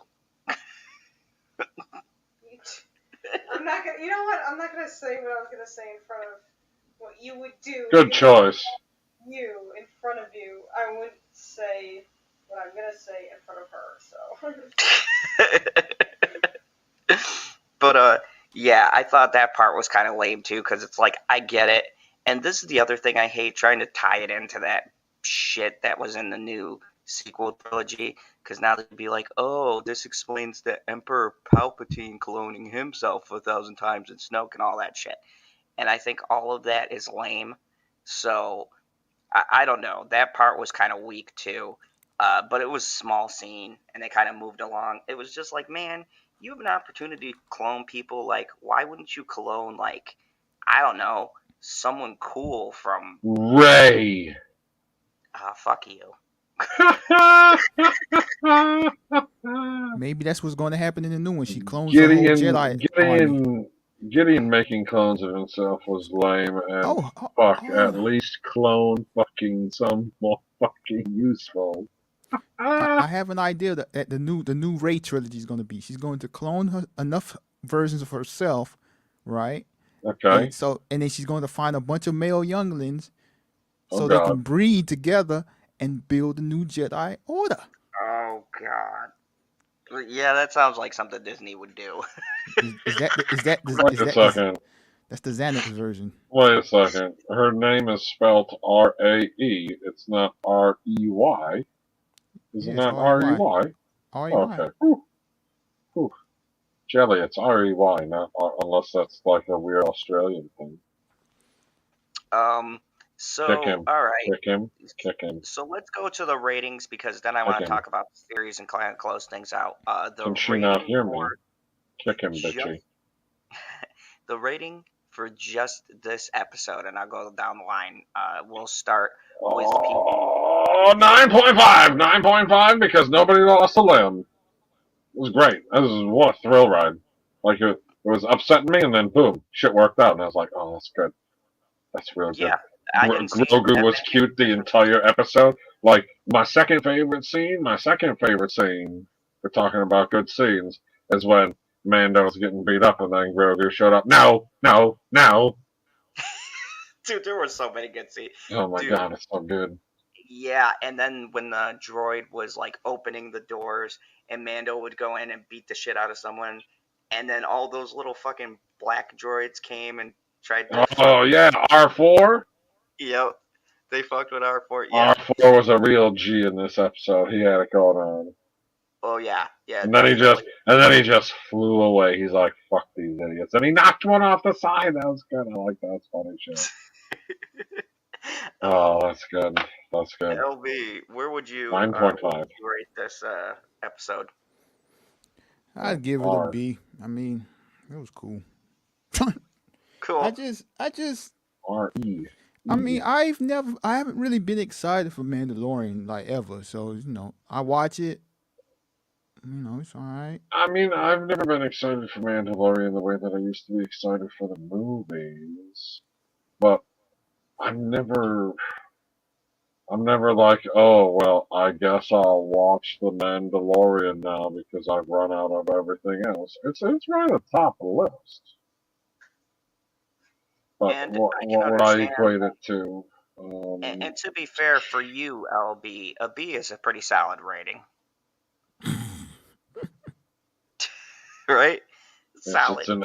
It's an LB rating. Yeah, B's in your name. You got LB, so it's a solid rating. You give it a solid rating. Good. I'm gonna go with PB on this actually, 9.5. Oh. And my disagreement with it was just what LB said. I was kind of like the very ending. I'm kind of like, ugh, we're going with everybody's living happily ever after. He's floating the frog. It felt to me almost like they're ending the series and not ending the season, and it was kind of weird transition. Plus just a little bit of stuff here and there. The clone shit was weird. It didn't really fit for me. Like, oh, okay, it fits. They're setting stuff up. I get it, but it still seemed a little bit out of place in the episode. It's like, oh, clones, and then we just like move along. There's no explanation or no nothing. It felt like it kind of felt a little bit of a speed run, and I felt like they could have fleshed this out. And we'll get to this when I give my series rating or my season rating because it's gonna be a fucking lot longer. But the season itself felt kind of like it was spinning its wheels for a while, and that a lot of shit that happened now, they could have stretched out more episodes, and that would have been more interesting than like it felt like doing just a quick speed run through a half hour. And don't get me wrong, the stuff was good, but it felt very rushed, very quick, and it was so good. I wanted there to be more on that kind of cool shit where we had a whole fucking episode that was the longest episode about the fucking doctor and that fucking spy that literally amounts to nothing by the end of the season. So let's always leave them one horse. I mean, more. Let's go to the season in general. And I know this is hard because we've probably all. It's so fucking hard because episode 3. Yeah, that'll probably be all of ours. But I'll start with 19 on this one. What to you was the worst episode of this season of The Mandalorian? Who are you asking? LB, what's your worst episode of the season? 3. And Holy shit! I think we're all it, gonna. I don't, Wow. and it wasn't, to me, it wasn't a bad episode. It's I a It agree. was massive waste just of time right. It was out boring. of place. And like we've talked about this before, it felt very network TV like, right? Where they have to Oh fill man. like they have to fill out the 24 episodes. So they was like, okay, we'll just do something We'll about one just of the do a side special characters. one. Yeah, exactly. Yeah, That's but a like good this way is of putting it. 9 episodes. This wasn't needed. It wasn't, like, they needed to invert the episode. Like, I don't even, like, the beginning and end aren't particularly action-packed or anything, but you could have extended those to be twice as long, so that instead of having a 10-minute intro and a 10-minute outro of what I actually give a fuck about, and then you waste, 30 minutes in the middle of something that we could have understood with 5. So And like, do I? oh, those two went out on a date. Oh, those two seem like they're getting really close. Oh, she fried his brain, and here we are. So Like, do I even super have easy. to ask for you what the worst episode is? Dude, episode 3 is the worst episode of every episode of The Mandalorian. Every single fucking one. It is the worst. Now, I was waffling between the Jack Black Lizzle episode and this one, but at the end of the day, even that episode has a purpose because the very end forwards the plot. But I'm going to agree with you guys. Episode 3, by far, and I'll even agree with PB, might be the worst episode in The Mandalorian in general because they extend it for no fucking reason. And like LB said, and I'm going to make this perfectly clear because I hear outlandish stuff that it's the quality goes down or whatever. No, the quality of the show is like still top of its game. Even the acting is decent. It's serviceable. It's good. There's nothing really wonky in that. But when you take a whole fucking episode to set up something that has no relevance, that only comes back in one scene when she's talking to Gideon in that alleyway, that was the only thing that connected those 2 episodes. It's like, why the fuck in 8 episodes are you wasting all of this goddamn time on this one story that literally goes nowhere? And that is the definition, because we hear the word filler thrown around a lot, right? This is a filler episode. Yeah, blah blah blah, this is all filler. No, what a filler episode is, I agree with that. Said it's hilarious. Says the final was an L because Lizzo wasn't revealed to be the mythosaurus. She is. But I think that this episode above all the other ones was a goddamn waste of time because literally the story goes nowhere. It is the definition of a filler. It's the episode of the week. And here's the thing, a filler episode in a 22 episode series is fine. But when you only have 8 episodes to tell a concise story, that is a huge fucking waste of time. You could literally not watch episode. Okay, to be fair, Stargate does the 20 plus episodes per season, and there might be episodes where it doesn't seem like there's too much going on, but there's always something going on that is connected to another episode, so even if it just seems like a filler episode, the important stuff happens. And they do that in The Mandalorian with the intro and the outro.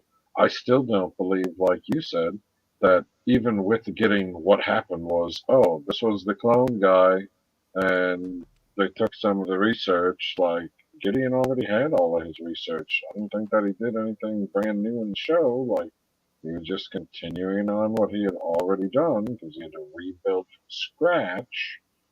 So, why'd you have to fry his brain? Nobody was going after this guy. He was just hanging out. I don't give a fuck. It's not going to go anywhere. Like you said, it's not going anywhere now. We're not dealing with this fucking. There's no fallout from this guy getting his brain fried, which means it was completely irrelevant. Yeah, the whole episode is irrelevant, and that's the thing. I think with this season in general, and I've said this in my reviews with other people on panels, and I know people argue or whatever, but here's the deal. This season, the quality is not bad. Hell, even the acting in certain episodes isn't bad. My issue is the season took a lot of time on pretty minuscule things that we could have either sped past or they could have been done in the span of one episode, and somehow they got stretched out to 2 or 3 or 4 episodes. I mentioned Murder Beach. Why the fuck were we on Murder Beach for so long? I get it. Yes. They didn't have ships, but they could have sped that along. No, it didn't contribute to anything. Also, my other issue is Grogu and Mando having interesting stories, but their stories seem to be cut down tremendously to talk about the fucking Mandalorians. And I get it; it leads to the end. It's not like not like Episode 3 where it doesn't lead anything. But my issue is they took so long, and it's almost like the setup to another show in the Mandalorian show. It's like, this is the Mandalorian show. It doesn't say the Mandalorians. It says the Mandalorian. The very first fucking Mandalorian we ever follow is fucking Din Djarin. So why the fuck am I hearing about fucking random Mandalorian B? I don't give a fuck about Murder Beach. I don't give a fuck about the other Mandalorian. The armorer, she's pretty cool. I'd like to know her backstory. But the rest of them, they're all pretty fucking generic and boring. So I get the uprise and stuff, but my opinion is you could have did it in 3 episodes, and then we could have had like a 3-episode arc like they did with Andor. You have 3. You could have had 3 episodes with the Mandalorian, and then did more shit like Grogu. We get one scene with the whole Order 66, and I wanted to know more shit. Like, what's with that Jedi? Where did they go? What happened in that adventure? How did he end up being captured? I'm just waiting on them to reveal that Yoda's his daddy. Well, you know he is. Because like it just makes no sense. Why did? Yeah, like a lot of the stuff that they put in here, and I get people defending it, and it's not the worst thing on television. But if you're taking it from season 1 to season 2 to now season 3, I hold it to a higher standard, and I'm not saying this is like the Academy Award winning writing here, but it does prove that there's very good storytelling in The Mandalorian in itself. And when it doesn't have coherent, logical storytelling, it stands out a lot more than a show that always lacks storytelling. And that's my issue with the season, is the writing is very inconsistent. I don't know, LB, how did you feel about it? Because, I mean, I can't be the only one. Like, the writing is very not as fluid as the other seasons. Season was alright. I mean, you know, like I noticed. I mean, I noticed a lot with dialogue. Like I said, I think we mentioned it last week or the week before. Like they're using. I'm not saying because Killmonger mentioned it when I mentioned the dialogue. Seems like they're using too much modern language at times. Like I'm not saying everyone needs to talk like Obi-Wan Kenobi, but like to me it feels jarring in the Star Wars galaxy where I'm hearing you use modern words that we use in real life in the way you're talking. It wasn't jarring listening to Lizzo talk. I have not seen professional acting like that so bad since like Tell Me Why So. Man, bro, like I'm not trying to harp on this, but like I don't get it. Like, why do they feel the need that she needed to be in this? I don't know. Like, why didn't they just do Jack Black? Jack Black, to me, fit. Like one cameo per episode would be nice. Yeah, it was like Like so put weird. 3 in one episode or 4? There was a 4th one in that episode, wasn't there? No, I think there might have been. I'm not there sure. was somebody else that was in like a scene instead of a couple of scenes like the rest of them. Anyway, that's not the point. The point is, why cram them together like that? There's no room for other cameos with Lizzo taking up that much space on the screen. Yeah, and of all people, it's just like it's like this thing with these shows or movies, just throwing in the hottest person now, and I mean that like media wise. They just throw them in there just because everybody, brand recognition, and I get it, you're a company, you got to do that or whatever. But even with like fucking Game of Thrones and Ed Sheeran, why the fuck did Ed Sheeran need to be doing that? And he basically did the same thing he does in real life. He used a lewd and he fucking played a song around a campfire. Literally no fucking point for Ed Sheeran to even be anywhere near Game of Thrones. But he's a famous singer, everybody knows him, so they fucking threw him in there. It's like that kind of stuff pisses me off. Like Jack Black, he's an actor. I get you putting another actor in there, or Christopher Lloyd. Christopher Lloyd. They act in movies and shit. I get that, but like throwing in singers and all these other celebrities just because it doesn't add anything to the episode, especially if they can't fucking act. Charlie was a professional, nothing. He is the amateur. What the hell is she talking about? Who the fuck is Tommy? Whoever plays Bo has my seal of approval. Suit needs to stay on, though. Oh, Bo-Katan? Yeah. Katie Sackhoff? Oh, yeah, Katie Sackhoff. Katie Sackhoff. Yeah. Hit me up. Anyways. That's good stuff. So let me go to series final, and then we'll give final thoughts. I give the whole series a, oh god. I'm gonna go with a 7.5. What about you, Mr. LB? I'll give it a B. 8 out of 10.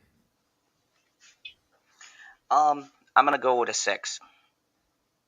I fucking did not like this season. I would not rewatch it except for Grogu talking. I might rewatch those episodes, but honestly, for me, there was so many episodes that I could have skipped and still watched the ending and not lost nothing. To me, a good show, every episode should count. Every episode should matter. And like half of this season you could skip, just jump to the ending and still be okay. And I am baffled that like a good majority of this season really doesn't matter to the overall story. You can literally fast forward through parts of this season and jump to the ending and still know what's going on. And to me, that's weak writing, and it's very poorly structured. And it was really disappointing. And I hope to God this is not the last season of The Mandalorian, because it would piss me off if this was the final that we got. Like, I don't think it is, and we're going to talk about that before we head out of here, but I don't think it's the ending, but it felt like an ending. And if they end this series on that, I'm going to be super fucking pissed, because this whole thing was a goddamn waste of time, and I wanted to see Grogu use a lightsaber. And if I don't see Grogu use a lightsaber, fuck you, guys. That is the biggest waste. Let's hope that it's not exactly the same. Let's just hope Moff Gideon was the current system lord they were killing. Now it's on to the next system lord. I'm really, because how they set it up too is that he's only accepting bounties, and I hope it goes back to the structure of him and Grogu going out in the galaxy, gathering bounties, and then they get caught up in wacky shenanigans. Please leave out these stupid fucking cameos. Like, you can throw in a cameo here and there, but don't put in fucking Lizzo and all these other people. Star Wars doesn't need that. Just fucking tell a good story. Like, it's frustrating, and this has been the most frustrating season. And everybody who rated like season 2 or 1 lower, you're fucking nuts, because compared to this, like, to me, I was so disappointed at the fact that we got 2 back-to-back, like, what I expect from The Mandalorian. And the rest of the season was like, meh. Some of them were 7s or whatever. Fucking episode 3 for me is a fucking 3. That episode was dreadful. I fell asleep twice trying to get through that piece of shit. It's just really weird. And hey, I love The Mandalorian. I'm not going to say fuck Disney or anything. I will watch a new season, but I'm just saying it felt like there was a lack of care for this season, and it felt like setting up everything else. Like, Dave's got other projects going on, and this thing felt like a big fucking promo for everything else instead of a story about the Soccer's Mandalorian. gonna be awesome. I'm gonna watch it twice. I wanted to follow up with what you said. Like you would never watch this season again. And like you could say the same about season 1 and 2. Like I'm sitting here. No. I'm sitting here trying to think of specific episodes. Like I remember parts and stuff, but like Luke Skywalker showed up and murdered everything in the hallway, man. Amazing. Way better than the season finale this time. okay, Ahsoka take per episode. okay, so take out Bill Burr. those. No, those that's things, like you feel me? that's like. Well, I mean, I can try to, but that's like saying list all the drugs that you've done. You're like, I mean, take out the heroin, please. And be like, well, that was the good one. I mean, I thought this season was better than season 2. Interesting. Okay. Because I mean, I don't remember like actually specific episodes about 2. I just remember like watching this and not enjoying I like it the too much. parts with Boba Fett. Boba Fett was way more badass than the Mandalorian.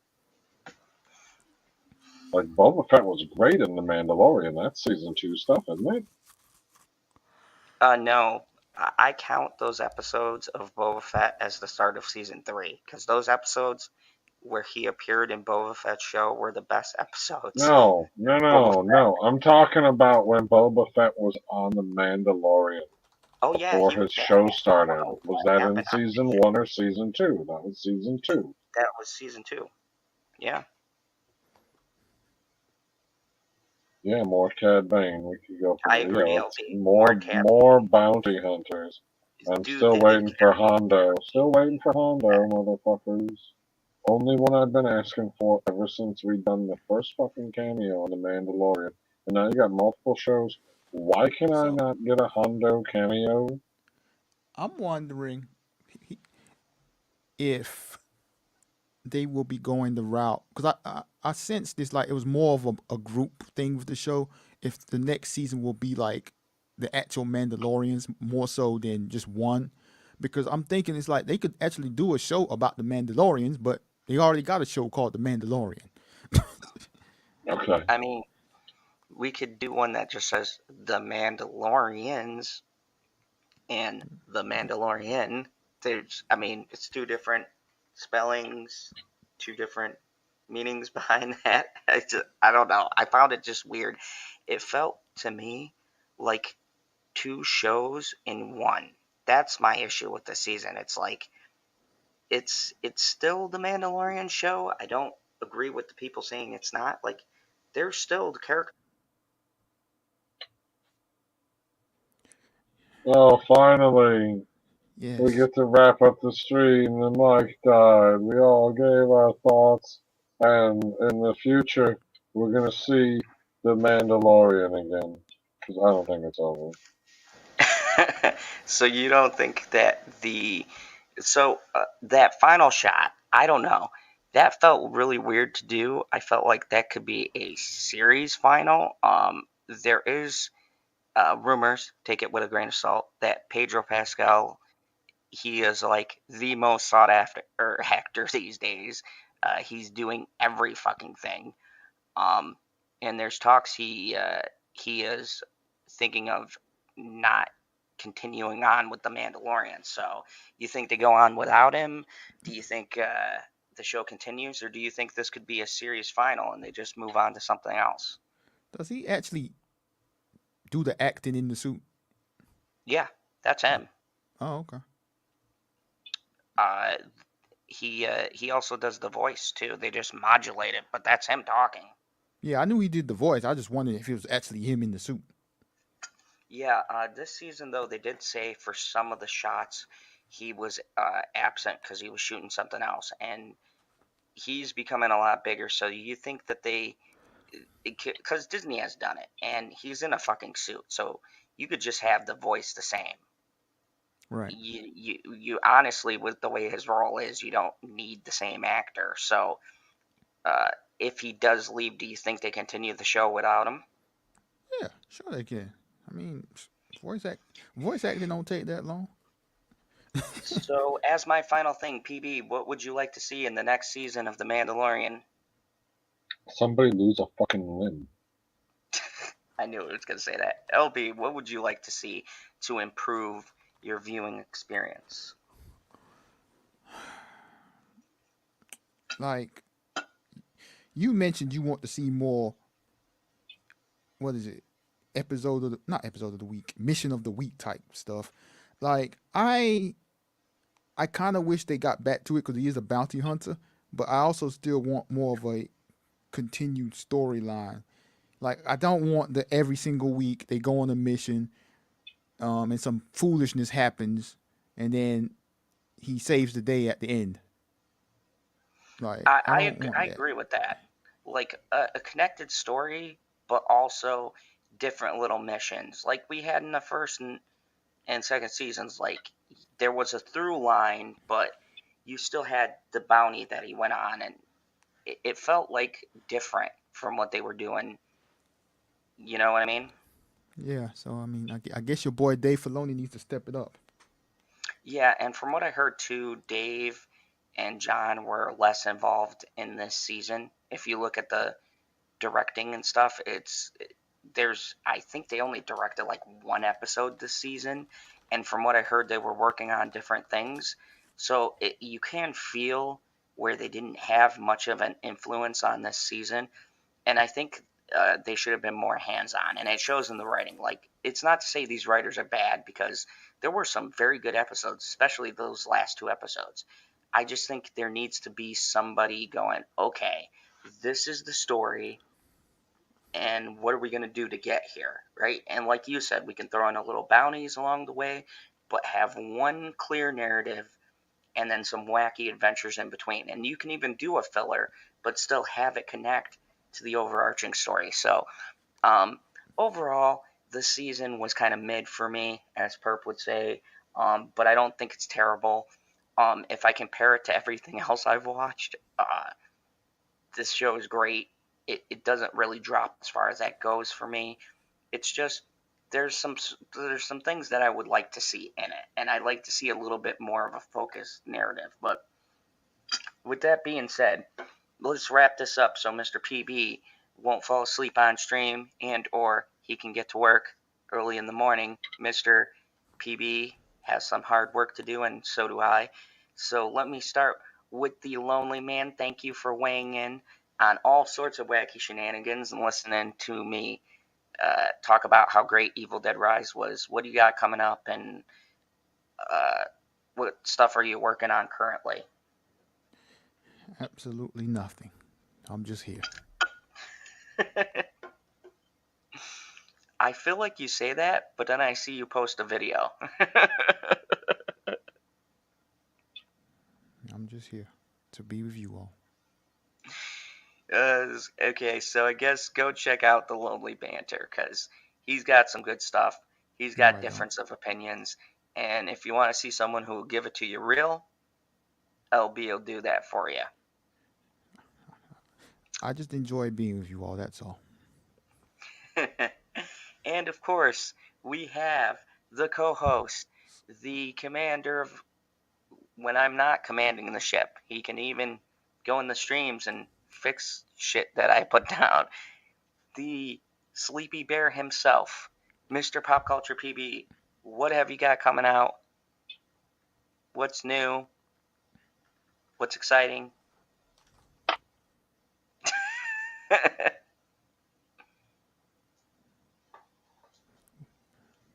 Was there a question for me? Yes. What do you got coming out? What do you want to... Oh, nothing. Jesus Christ, okay. I'll be here until the stream is over. All right. Maybe. I have started some Let's Jesus Plays. fucking Christ, go faster. I have started some Let's Plays. Go check out the Prophets of Geek Culture. I am currently playing Slay the Spire. I'm going to put out a new video probably Monday. because Sunday my wonderful lady and I are going to see Evil Dead Rise, so I'm gonna go see it twice.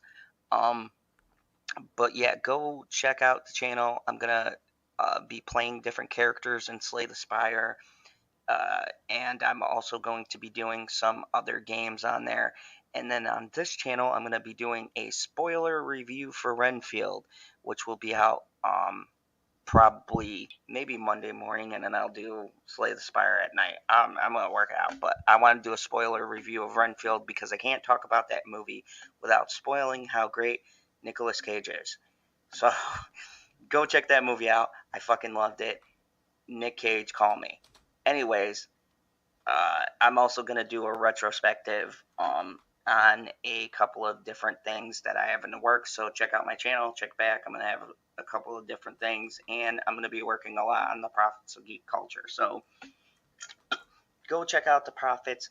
Go check out my channel. Check out all of these wonderful panels channels.